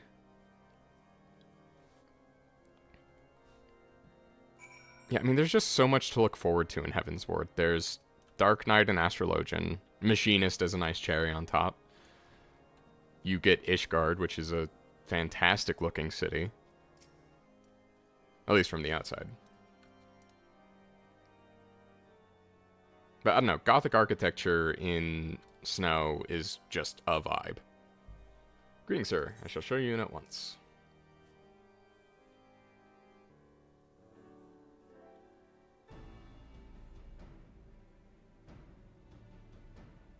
On behalf of the Holy See of Ishgard, allow me to express my deepest thanks. Never before have we been required to contend with a primal. Indeed, there were fears in some quarters that our knights might not be equal to the task. From what we have now learned of these beings, I can say with certainty that we would have lost a great many men had the Scions not intervened. Then the argument for preemptive action should be self-evident. Perchance now you will reconsider my proposal that Ishgard move against Notalan. Ere we first met, a similar proposal was tabled, but the Holy See decreed that we were to observe, and that military action should be taken only in self-defense. All things considered, it was not an unreasonable decision. Since the calamity, 2 vigils have fallen to the Horde, while Garuda has never shown any inclination to storm the gates of judgment. Which is why this unprecedented crisis and its resolution may prompt a change in policy. You who have faced these primals know well the threat they pose. Ishgard did not. Not until now.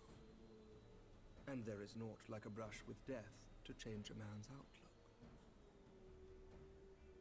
At the very least, this should silence any lingering objections to our arrangement with Revenant's Toll. The Holy See may even feel moved to grant us its formal endorsement. So far as it is possible, the Scions shall be compensated for their service. We should be grateful for any aid you can provide. I wish the jobs in Heavensward didn't start at 30. I shall withdraw my Yeah. request. Your people are doubtless needed elsewhere. That will not be necessary. We too have a vested interest in watching Dravania's movements. I see. Once more, I must thank you. Sir Emmerich, if I may, do you truly believe that Midgardsormr could return?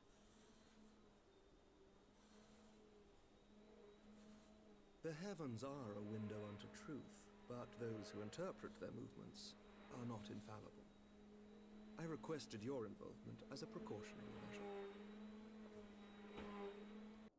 But of course, you sought an excuse to compensate us from the first, mindful of what would happen if Revenant's Toll were taken by your enemies. Ishgard is not wont to aid its neighbors, but that does not preclude it from manipulating them to serve its own interests.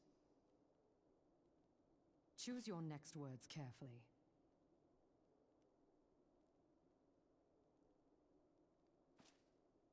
Do you know what sort of man becomes Lord Commander of the Temple Knights?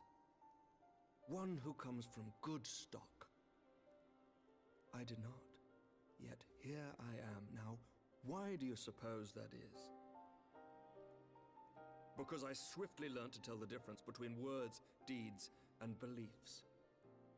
You are correct, Master Leveilleur. Ishgard desires to see Revenant's Toll flourish, as it would present a troublesome obstacle to our enemies from the south. We are so glad to be of use to you. As we are to you.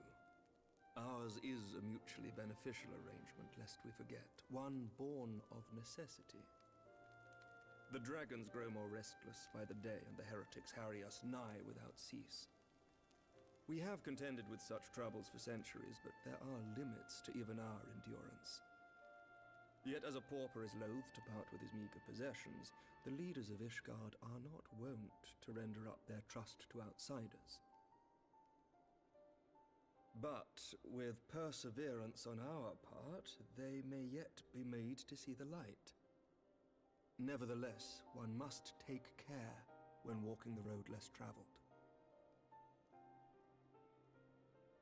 Wise words, Sir Emmerich. I shall make a point to remember them. I must apologize for my earlier outburst. I hope it will not sour our good relations. Not at all. You but spoke from the heart. I trust you understand that at times my duties may prevent me from meeting with you. On such occasions, my second in command will speak for me.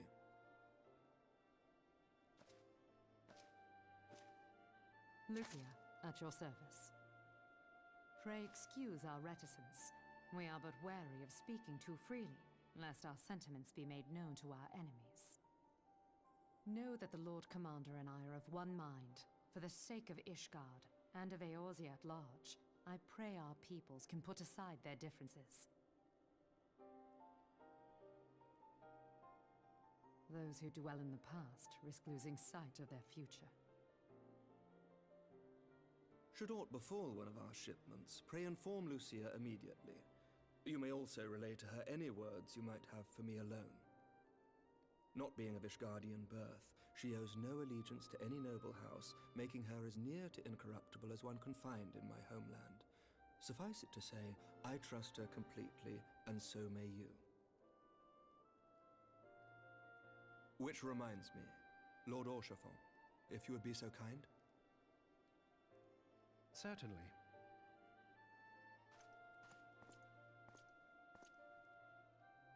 In times such as these, trust is ever in short supply. Mayhap this will go some way to rectify the problem. The results of our investigation into the heretics' recent attacks, as well as our interrogation of the merchant you detained.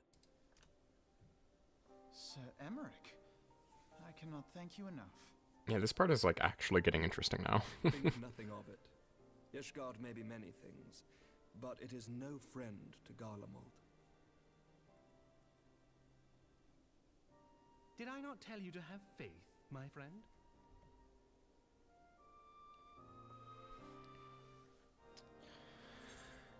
Yeah, I think the Dark Knight quest could be like an interesting sort of set of companion streams to when I'm doing Heavensward main story quest.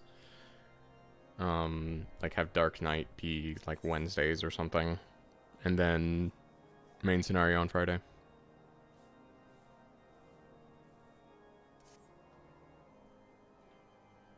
It seems we have much to discuss with our friends at the Rising Stones. If what you say is true, Iceheart's method of summoning Shiva defies all precedent. It necessitates complete reappraisal of the primal threat and of our approach to combating it. Moreover, there are grave ramifications if word of this incident reaches Imperial ears. The Garlean Empire believes that primals are an insufferable menace, that their mere existence is a threat to this very star. As such, they deem any action taken against the beast tribes to be justified by default. Imagine, then, if it became known that it was not only the beast tribes of Eorzea that could summon primals, but civilized peoples as well. Any lingering objections to the Eorzean campaign would vanish overnight. Where we have had to contend with a single Imperial Legion, we could well find ourselves facing the entire combined might of all Garlemald. But I speak unadvisedly. Come, Auden. It is better we continue this conversation in Mordana. Okay.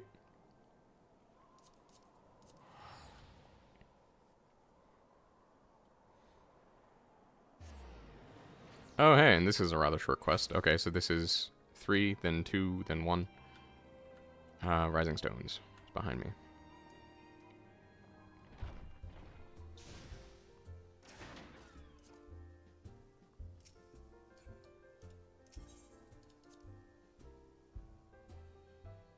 Some 1.0 lore would just rather play the game naturally. I'd rather just play the game naturally. I think for the sake of streamlining my thoughts. At the very least, like, I'll look into it off stream.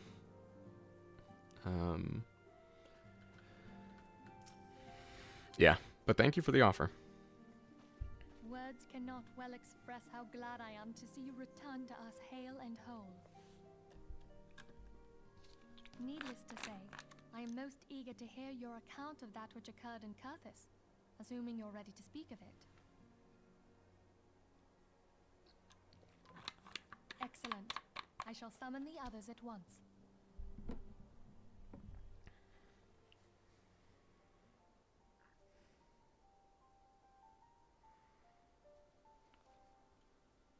So anyway, there was this lady. Both were ostensibly summoned. Let's not quibble over definitions. Of more concern is the implication that Iceheart retained her will, even after she was possessed. Stream died for a moment. Is it back? Talking about a mortal wielding the power of a primal. Yeah, I don't know what's going on there. It can't possibly be that easy, can it? There must be some sort of sacrifice required. Or maybe she's just special? What qualities... I'm so sorry if you hear vacuuming in the background. Not, but full sure am I that she was groomed for this role. Few are privy to the secrets of summoning, and but a single party standeth to profit from their dissemination. The Garleans, or the I Asians. presume to comment on how the lass came to know about summoning, but I will say that what she summoned was a primal. The readings were the same, or near as damn it. Strange as it all sounds, it's really no different from what you've faced before. Then mayhap it is time that we re-examined our previous encounters. Pack your things, Ida. We're going back to Gridania. Yes, sir. Noise gate seems pretty good. Background noise hasn't been noticeable. Alright. About Iceheart's final words to you. I've been monitoring the levels and it did seem to go up for a bit, but Feel. Think. we'll see. Eidolon speaks to her as well. If Iceheart is blessed with the power of the Echo, she will doubtless have used it to further her goals. Or could it be that it was a revelation granted her by the Echo which first set her on this path? She did say that the Ishgardians were blind to the truth. Do you think she has knowledge of the origins of the Ishgardian-Dravanian War? It would do much to explain her unwavering conviction. Did not the Lady Iceheart implore thee to seek the Keeper of the Lake? And did she not imply that in so doing thou wouldst come to see with eyes unclouded? Midgard Zoma was a king amongst kings who reigned for centuries on end. But he is dead and his wisdom lost to the ages. Unless the Ishgardians' fears are well founded. It would seem we have yet another reason to stand watch over the Keeper of the Lake. For a mercy, we are well positioned to do so. Iceheart, Shiva, Ascians, and Midgard Zoma. I shudder to think how they're all connected.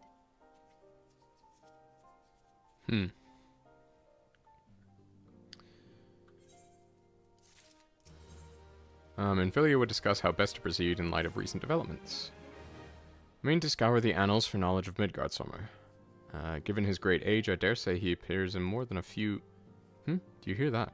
The commotion outside. Will you see if aught is amiss?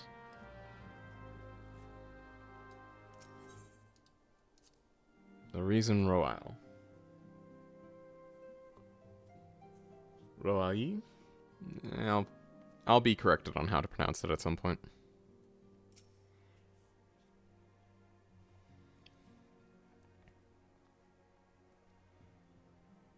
Auden, 'tis well you are on hand. We have a problem. Roal has escaped. It happened shortly after the Immortal Flames took her into custody. She had been placed in a dungeon cell ahead of her coming trial, but apparently the accommodation was not to her liking. The turnkey was found slain along with 2 guards. It is plain she received inside help. Citizens report seeing Roal quitting the city via the Gate of Nald with a bloodied spear in her hand. She makes for Castrum Meridianum. Castrum Meridianum, I am certain of it. With her fate in Eorzea as good as sealed, what recourse has she but to flee to her imperial masters? Even as we speak, Captain Ilbert and the First are hot upon Roal's heels. Pray make haste to Camp Bluefog and join the hunt. Okay.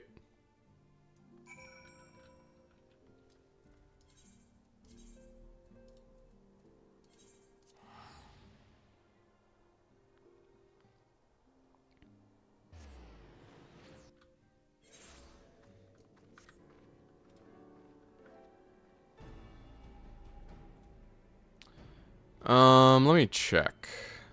Let us cling together.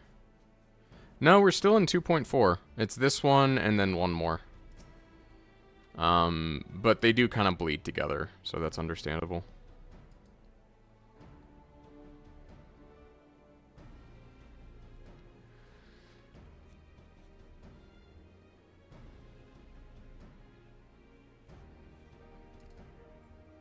She walked right through. You did not mishear. We have Raubon's decision to keep the matter secret to thank for that. But for morale, he said, as a result, not a single flame in the garrison made any attempt to detain her. And so here we are. Roal must not be allowed to reach Castrum Meridianum. I'm having a hard time saying that.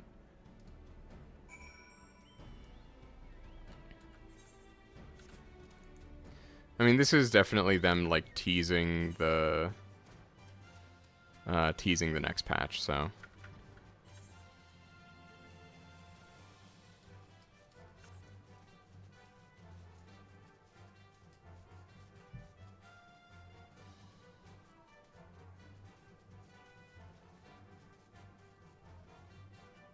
I want to go through that tube.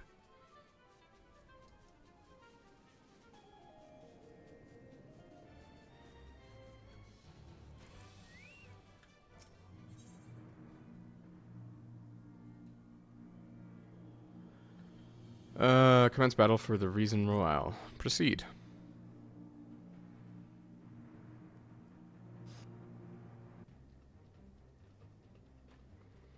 This wretch was with Roal. He threw himself at us that his mistress might escape.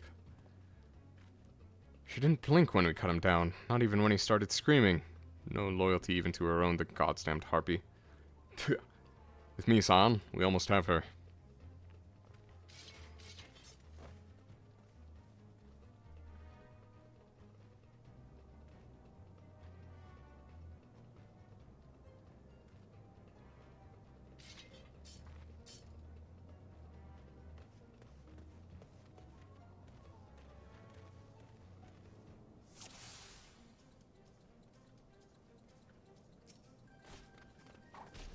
AoE!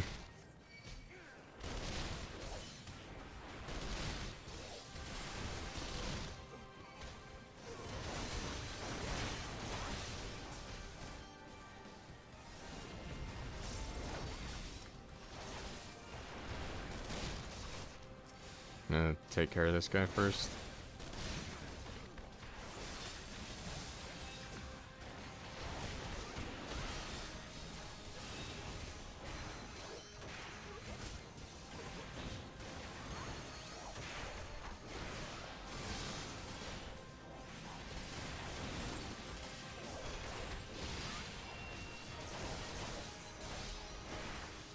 Honestly,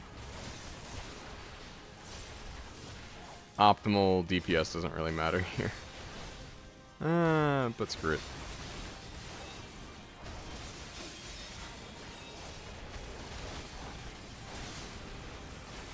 Spamming AoE is fun.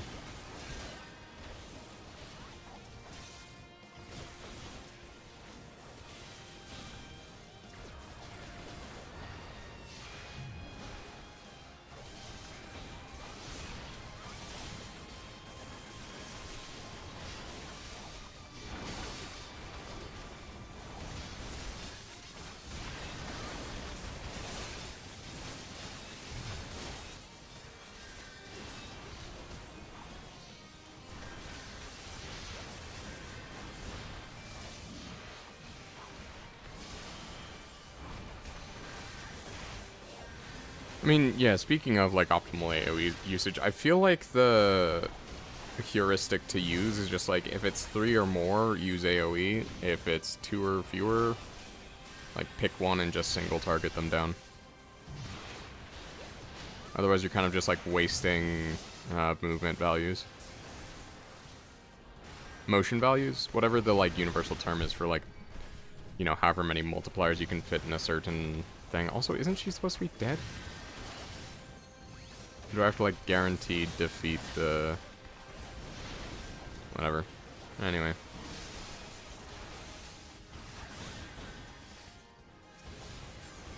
It's because you're receiving healing.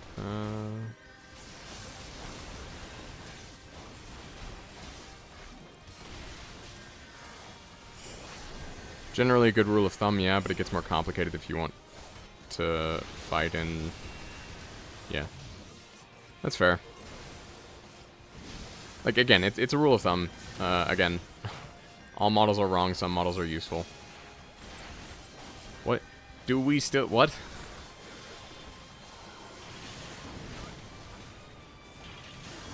The circle fetters... Okay, I need to lure you to something.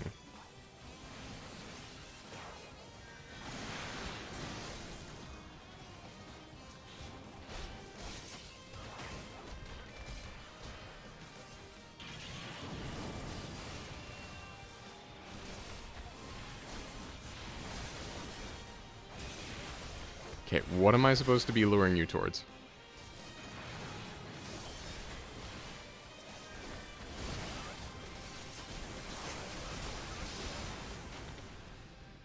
Oh, it literally was just kill all the reinforcements. Okay.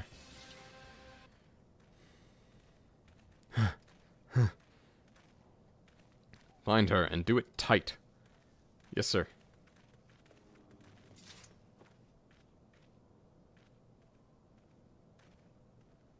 Good work, man.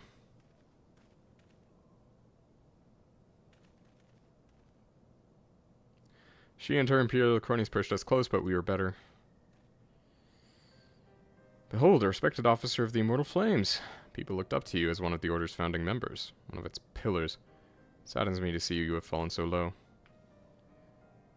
What would you know of low? You, a spoiled little lordling who has never known any want. Aye. Oh, what? Cat got your tongue off now? People such as you take wealth and birth for granted. You think your God's given right to rule over others. You know not of our plight, the injustice which we low-bornish guardians must endure. To the noble lords and ladies, we are not people but resources to be consumed. I did what I had to survive. Stealing, killing, even whoring myself. Ooh, that got dark. It was no fault of mine if fools imagined me a paragon when I joined the flames. Early soliloquies, it can be hard to tell when the dialogue is purely story or mechanics sent. Yeah. To hear you tell it, one would think you the only person to have suffered. Yeah. In case you have forgotten, Robon himself was born into poverty, as was I. We lived hand to mouth with little more than the shirts on our backs. Hunger was our constant companion. Yet never did we bemoan our lot in life, nor did we begrudge others their fortunes. We accepted the hand that we had been dealt, and played it to the best of our ability. Life was a battle, aye, but no matter what fate threw at us, we took it on the chin and came back for more. Everything we have fought for. How are we any different, then? 'Tis true that we are both mercenaries of lowly birth, and 'tis true that we both had our fair share of struggles. But whereas I sold my sword, you, Marshal, you sold your comrades. If light had taught me anything, it is that you never betray your own. I would sooner cut off my own arm than raise a hand against a friend. But enough talk. You will return to Ul'dah to face justice, and the people who trust you have dragged through the gutter.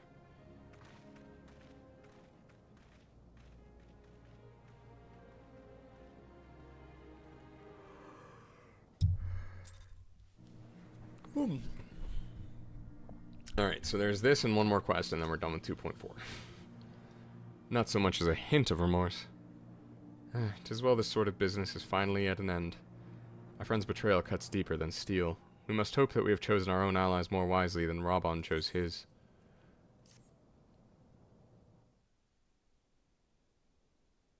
I have heard.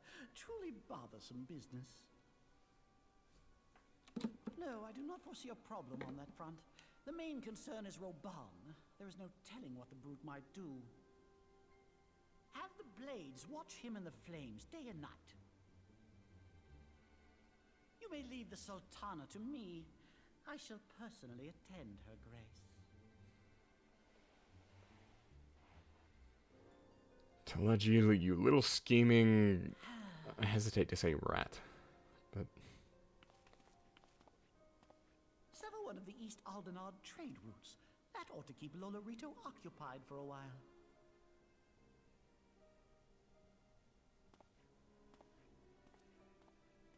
Nanamo Ulnamo. For my sake, pray be a good little Sultana to the last.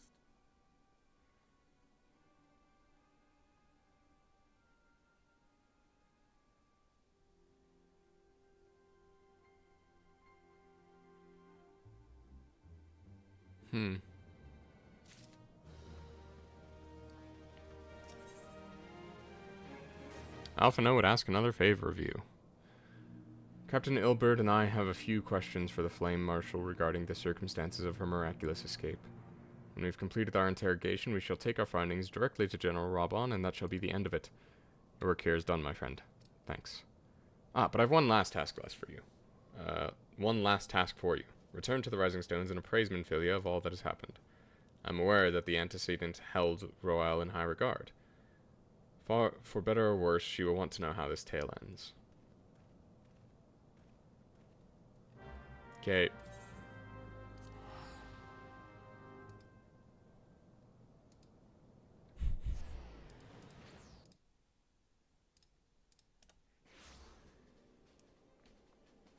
Also, I need to turn off the limit FPS settings when I tab out.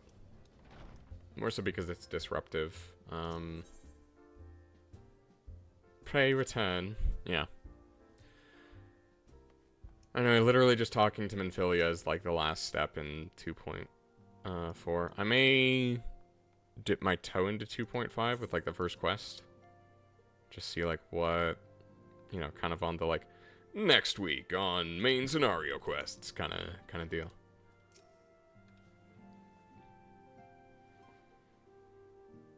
Welcome back, my friend.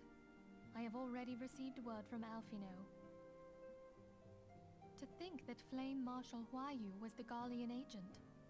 I know not what to say. Yeah, so very nice for the Waking Sands to have an Ether Ray. I still have like 76 Vesper Bay tickets though. She was particularly passionate about the need to tackle the primal threat. When we discussed the subject, her eyes fairly shone with determination. Whatever else she may have been, I choose to believe that it was her true self with whom I spoke then. But now is not the time to dwell on such matters. I have an important announcement to make regarding our effort to defeat the Asians. We shall begin as soon as everyone is assembled.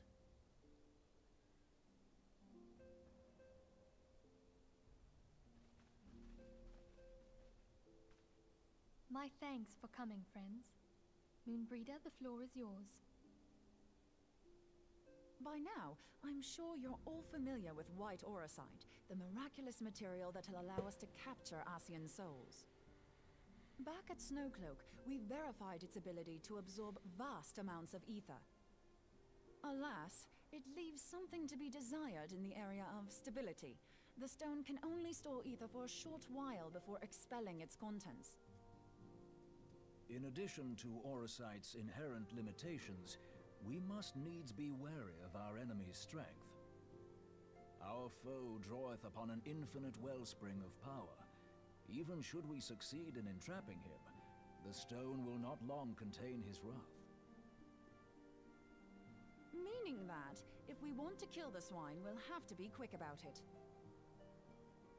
'Tis our belief that an Asian soul may be permanently undone, if smitten by a sufficiently concentrated burst of pure ether. Let me guess, I'm the one who's gonna do it. We can't say for sure how concentrated the burst needs to be. Without knowing how much ether an Asian soul is composed of, we're basically guessing. Our sole clue lieth in thy struggle with La Habrea. During that encounter, Heidelin bid you forge what she called a Blade of Light, a weapon which took the form of a luminous stream of energy. Based on your description, we believe the blade with which you vanquished your foe was composed of ether. Really? You don't say. Your victory proved ephemeral, as La Habrea was able to use a crystal of darkness to flee into the space that lies between our world and the void. Oh, right, I remember that conversation. However, that Heidelin placed the means to destroy the Asians in your hands. Be that as it may, it would be unwise to assume that she will do the same when we next encounter such a foe. Quite so, my lady. We must needs find the means to forge our own blade of ether, one to equal that which Heidelin did benevolently bestow upon her champion. That is all well and good, but it seems to me that producing such a blade will require a prodigious quantity of ether. Whence will it come, pray tell? White brim font. Oh, what if we had two pieces of white auracite? One to trap the Asian, and the other to store the ether for the blade. Oh, nice try. But it's as I said, the stone won't hold ether for any length of time. We'd still need to collect the stuff there and then, sorry to say. And therein lies the rub. Finding a way to create the blade whenever and wherever we choose. It would seem more research is in order. Training arc. Training arc. Training arc. Linger a while, perform a few more tests on the auracite. And I could do with some help. Urianger, why don't you lend me a hand? I'm curious if Moonbreeder's voice actress is Laura Post. Lady Minfilia hath given me sole charge of the premises. 'Twould be unseemly to leave them unattended. If you don't recognize the name, she voices Catherine in Fire Emblem Three Houses. So you're basically alone there then? Well, that settles it. I'll just have to come to you.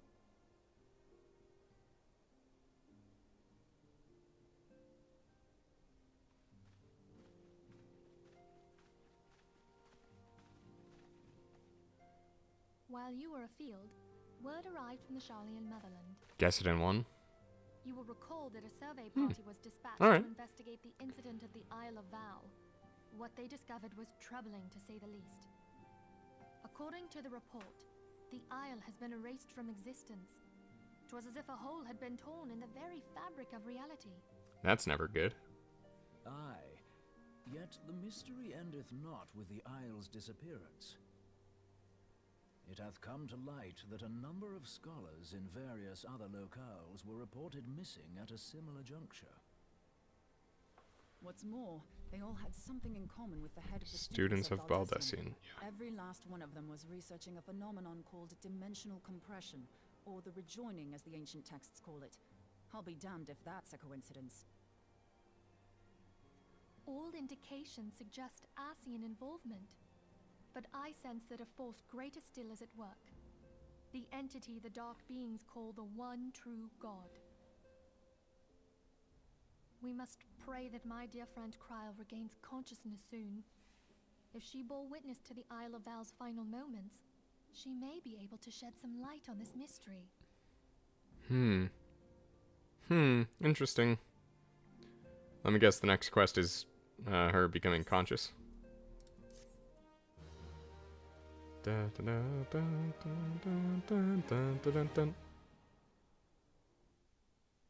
Oh, cutscene time? Okay.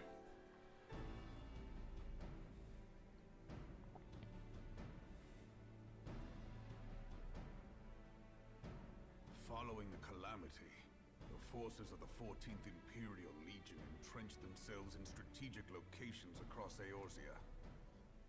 So swiftly did they accomplish this, it was suspected that they had received help. To think that it came from Huayu, my right hand. There is more.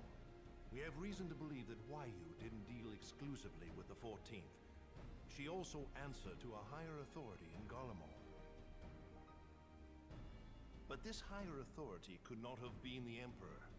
By consenting to the media project, Solus Zos Galvus showed himself to be more concerned about preventing the spread of primal influence than claiming Eorzea for the Empire.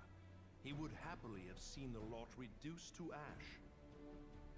We believe a number of high-ranking figures within the royal household were against the decision, but that they knew better than to oppose the Emperor openly. Of course, this didn't prevent them from making clandestine provisions, in which Huayu played a part. That's a wild pronunciation I did not anticipate. Did not prevent Dalamud from falling, and the ensuing chaos changed the face of the realm forever. Yet Eorzea survived. To all intents and purposes, the Meteor Project had failed, and the Empire was left to rue its lack of a decisive means to eliminate the primals. Until, that is, it stumbled upon the Ultima weapon. Even before the accursed thing was dug up, it seemed to me the 14th had the might to overwhelm our weakened armies. Yet they chose to hide behind their walls. Why? The Black Wolf was wary of making the denizens of Eorzea desperate, lest more primals emerge to bleed the land. The discovery of the Ultima weapon, however, emboldened him to resume his war of conquest in earnest. But there was one in Garlemald who believed that Van Belsar's actions were premature. One who stood higher in the Imperial Army's chain of command. He ordered the Legatus to halt his advance, only to find that the Black Wolf had slipped its leash, and that the 14th now acted alone. Okay. In a bid to bring Van Belsar to heel, he used the agent he had planted in Ul'dah prior to the calamity to undermine the Legion's efforts. That's some... A man who outranks Van Belsar, yet opposed the late Emperor's decision to annihilate Eorzea. This could only be the former High Legatus of the Garlean army, now known as Emperor Varus Zos Galvus. So he was Huayu's true master. Not the most surprising. But one of several in actual fact. We've learned that even as Huayu served the Empire's interests, she sold Imperial secrets to a certain faction in Eorzea. The Holy See. In so doing, she helped to maintain the status quo, thus prolonging the conflict. Considering who stands to profit from war, Oh no, the monetarists. To Okay. imagine who her other masters were. Seven hells! You mean to say that she was a double agent? Triple, if you consider her services to Ben Belsar and the new Emperor as separate. As neatly as these pieces seem to fit, one aspect of the puzzle remains unclear to me. By whose will was the Marshal feeding intelligence to the heretics? And try as I might, I fail to see how aiding their cause would profit either her Imperial or monetarist masters. Okay, now this Holy See. Could be that another hand is at work here. If so, why you must be made to reveal whose it is.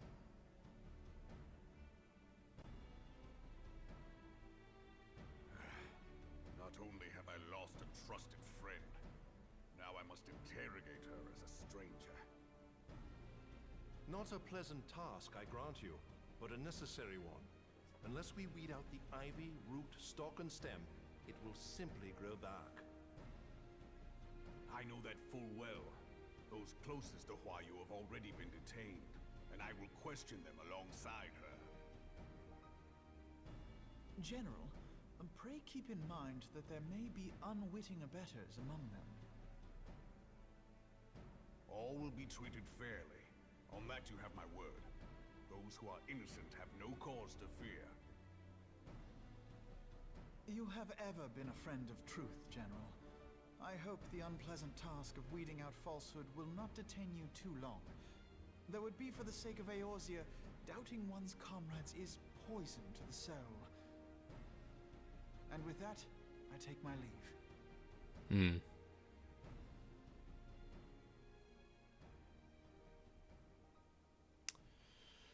All right.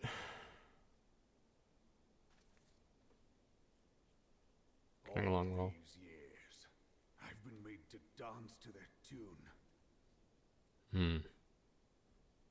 How could you, Huayu?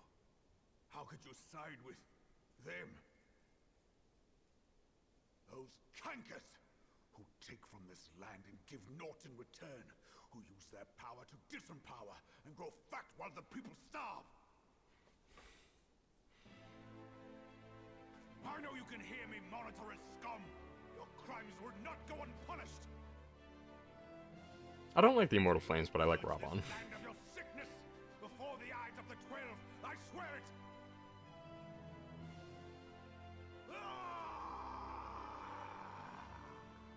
Solid performance.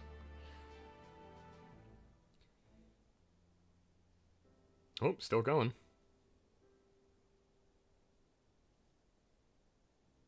I shall have no further need of you this day.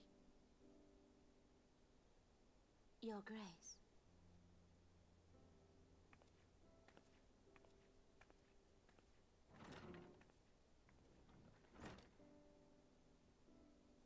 I fear that not even mine own chambers shall remain private for long.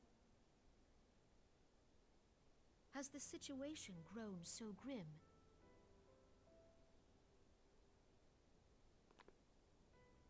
Ever since he proposed the Cardinal Reclamation Bill, Teleji Adeleji has risen to greater prominence upon the backs of impoverished refugees.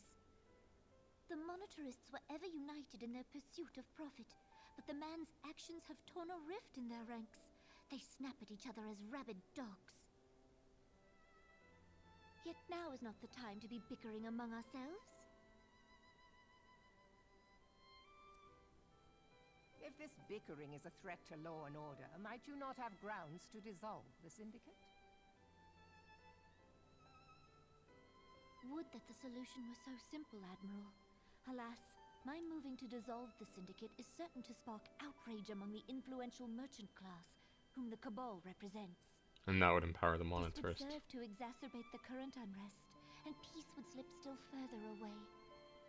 Be they rich or poor, natives or refugees, all who reside in Ul'dah have a right to pursue happiness. It is the duty of a ruler to protect this right. If I am to perform my duty, I must needs tread warily. It would not do to make enemies heedlessly. Were Lord Lolorito here, He would doubtless say that I have my head in the clouds. A ruler is required to take a wide view. Try as we might to cater to all needs, some will inevitably be overlooked. As such, there shall ever be citizens who feel aggrieved. It cannot be helped.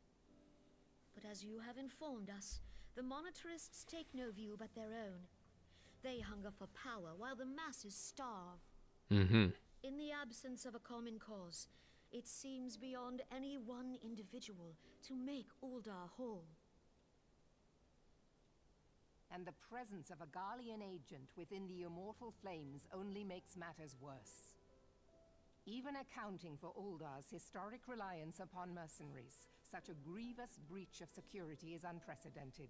I fear this business will provide the monetarists with a rod to beat Rauban. Yeah. Eorzea can ill afford for the Immortal Flames to be dampened now. Ere long, the Garleans will turn their ravenous gaze toward our lands once more. If we are to resist their might, our nations must stand together. Yet for this to happen, our nations must be whole. Cannot be done to improve the situation in Uldar.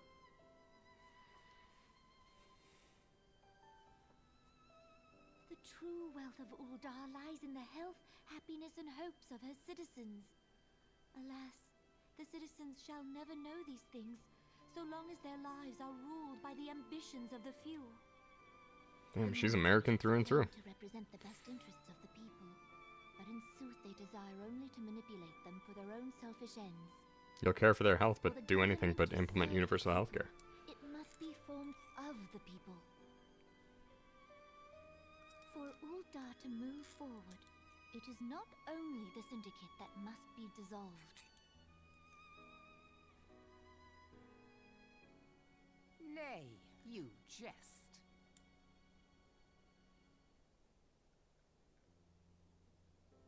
My friends, it was for no other reason than to make known to you mine intent that I requested your presence here.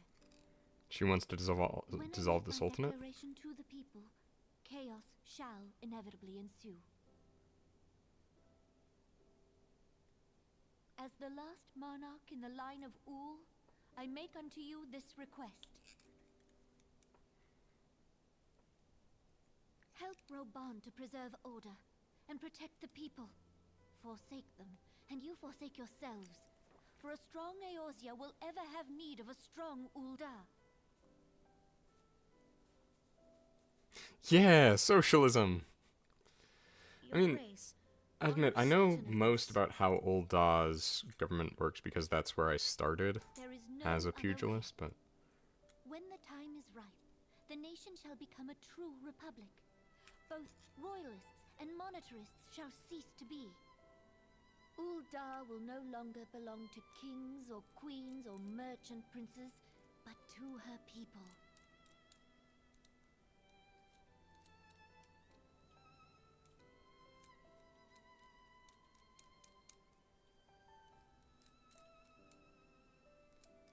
Rauban, forgive me for casting aside all that you have toiled for in my name.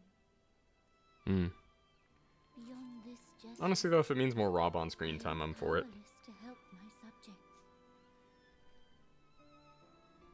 Still, Maelstrom best. Immortal Flames is definitely like a cool name. But yeah, alright,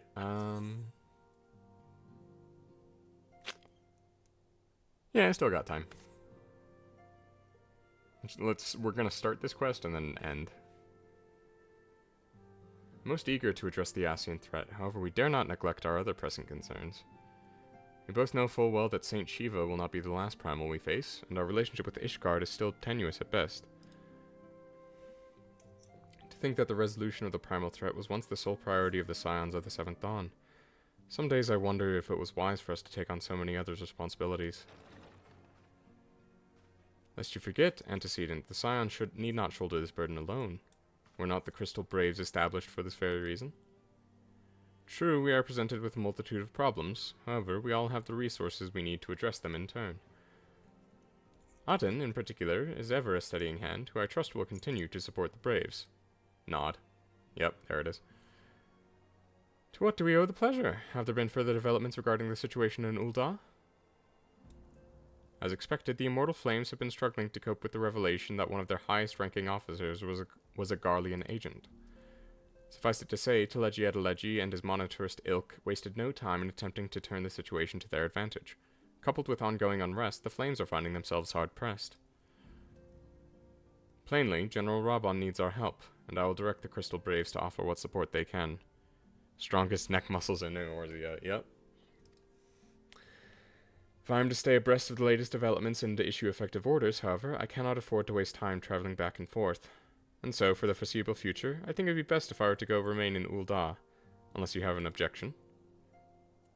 None whatsoever. We have matters here well in hand. Monbrida's research is proceeding as planned. So she tells me, though I'm not familiar with the details. Urianger is poring over his tomes at the Waking Sands, and others are contributing in their own ways. Alas, the key problem, how to form an ethereal blade at will, remains unsolved. Nevertheless, it is only a matter of time. Aden, while we focus on that task, mayhap you could assist Alphino and his braves with theirs. It would do much to restore faith in the Immortal Flames if the Warrior of Light was seen working on their behalf. Never forget that your esteemed status allows you to act in ways that those more tightly bound to organizations and nations cannot. As ever, I implore you to do so. Not that your response was ever in doubt, but I humbly thank you once more for aiding your cause. For aiding our cause. Ugh. Now then, there are preparations I must attend to before my departure, such as receiving Riel's latest report. He has proven to be quite skilled at gathering information others wish kept secret, hence why I placed him under my direct command and ordered him to investigate the Ul'dah riots. When you are finished here, join me outside. Depending on what he has to say, I may soon have a favor to ask. If there are any developments on our front, I shall inform you at once in the usual fashion.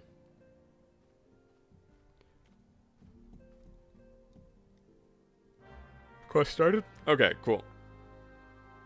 So we're going to have to do more diplomacy. Yay!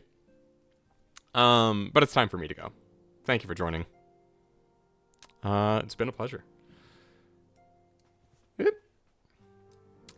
If you see me start in a different place next time I pick up 14, no you didn't. And yeah, I'll see you later. Have a good day, afternoon, evening, etc.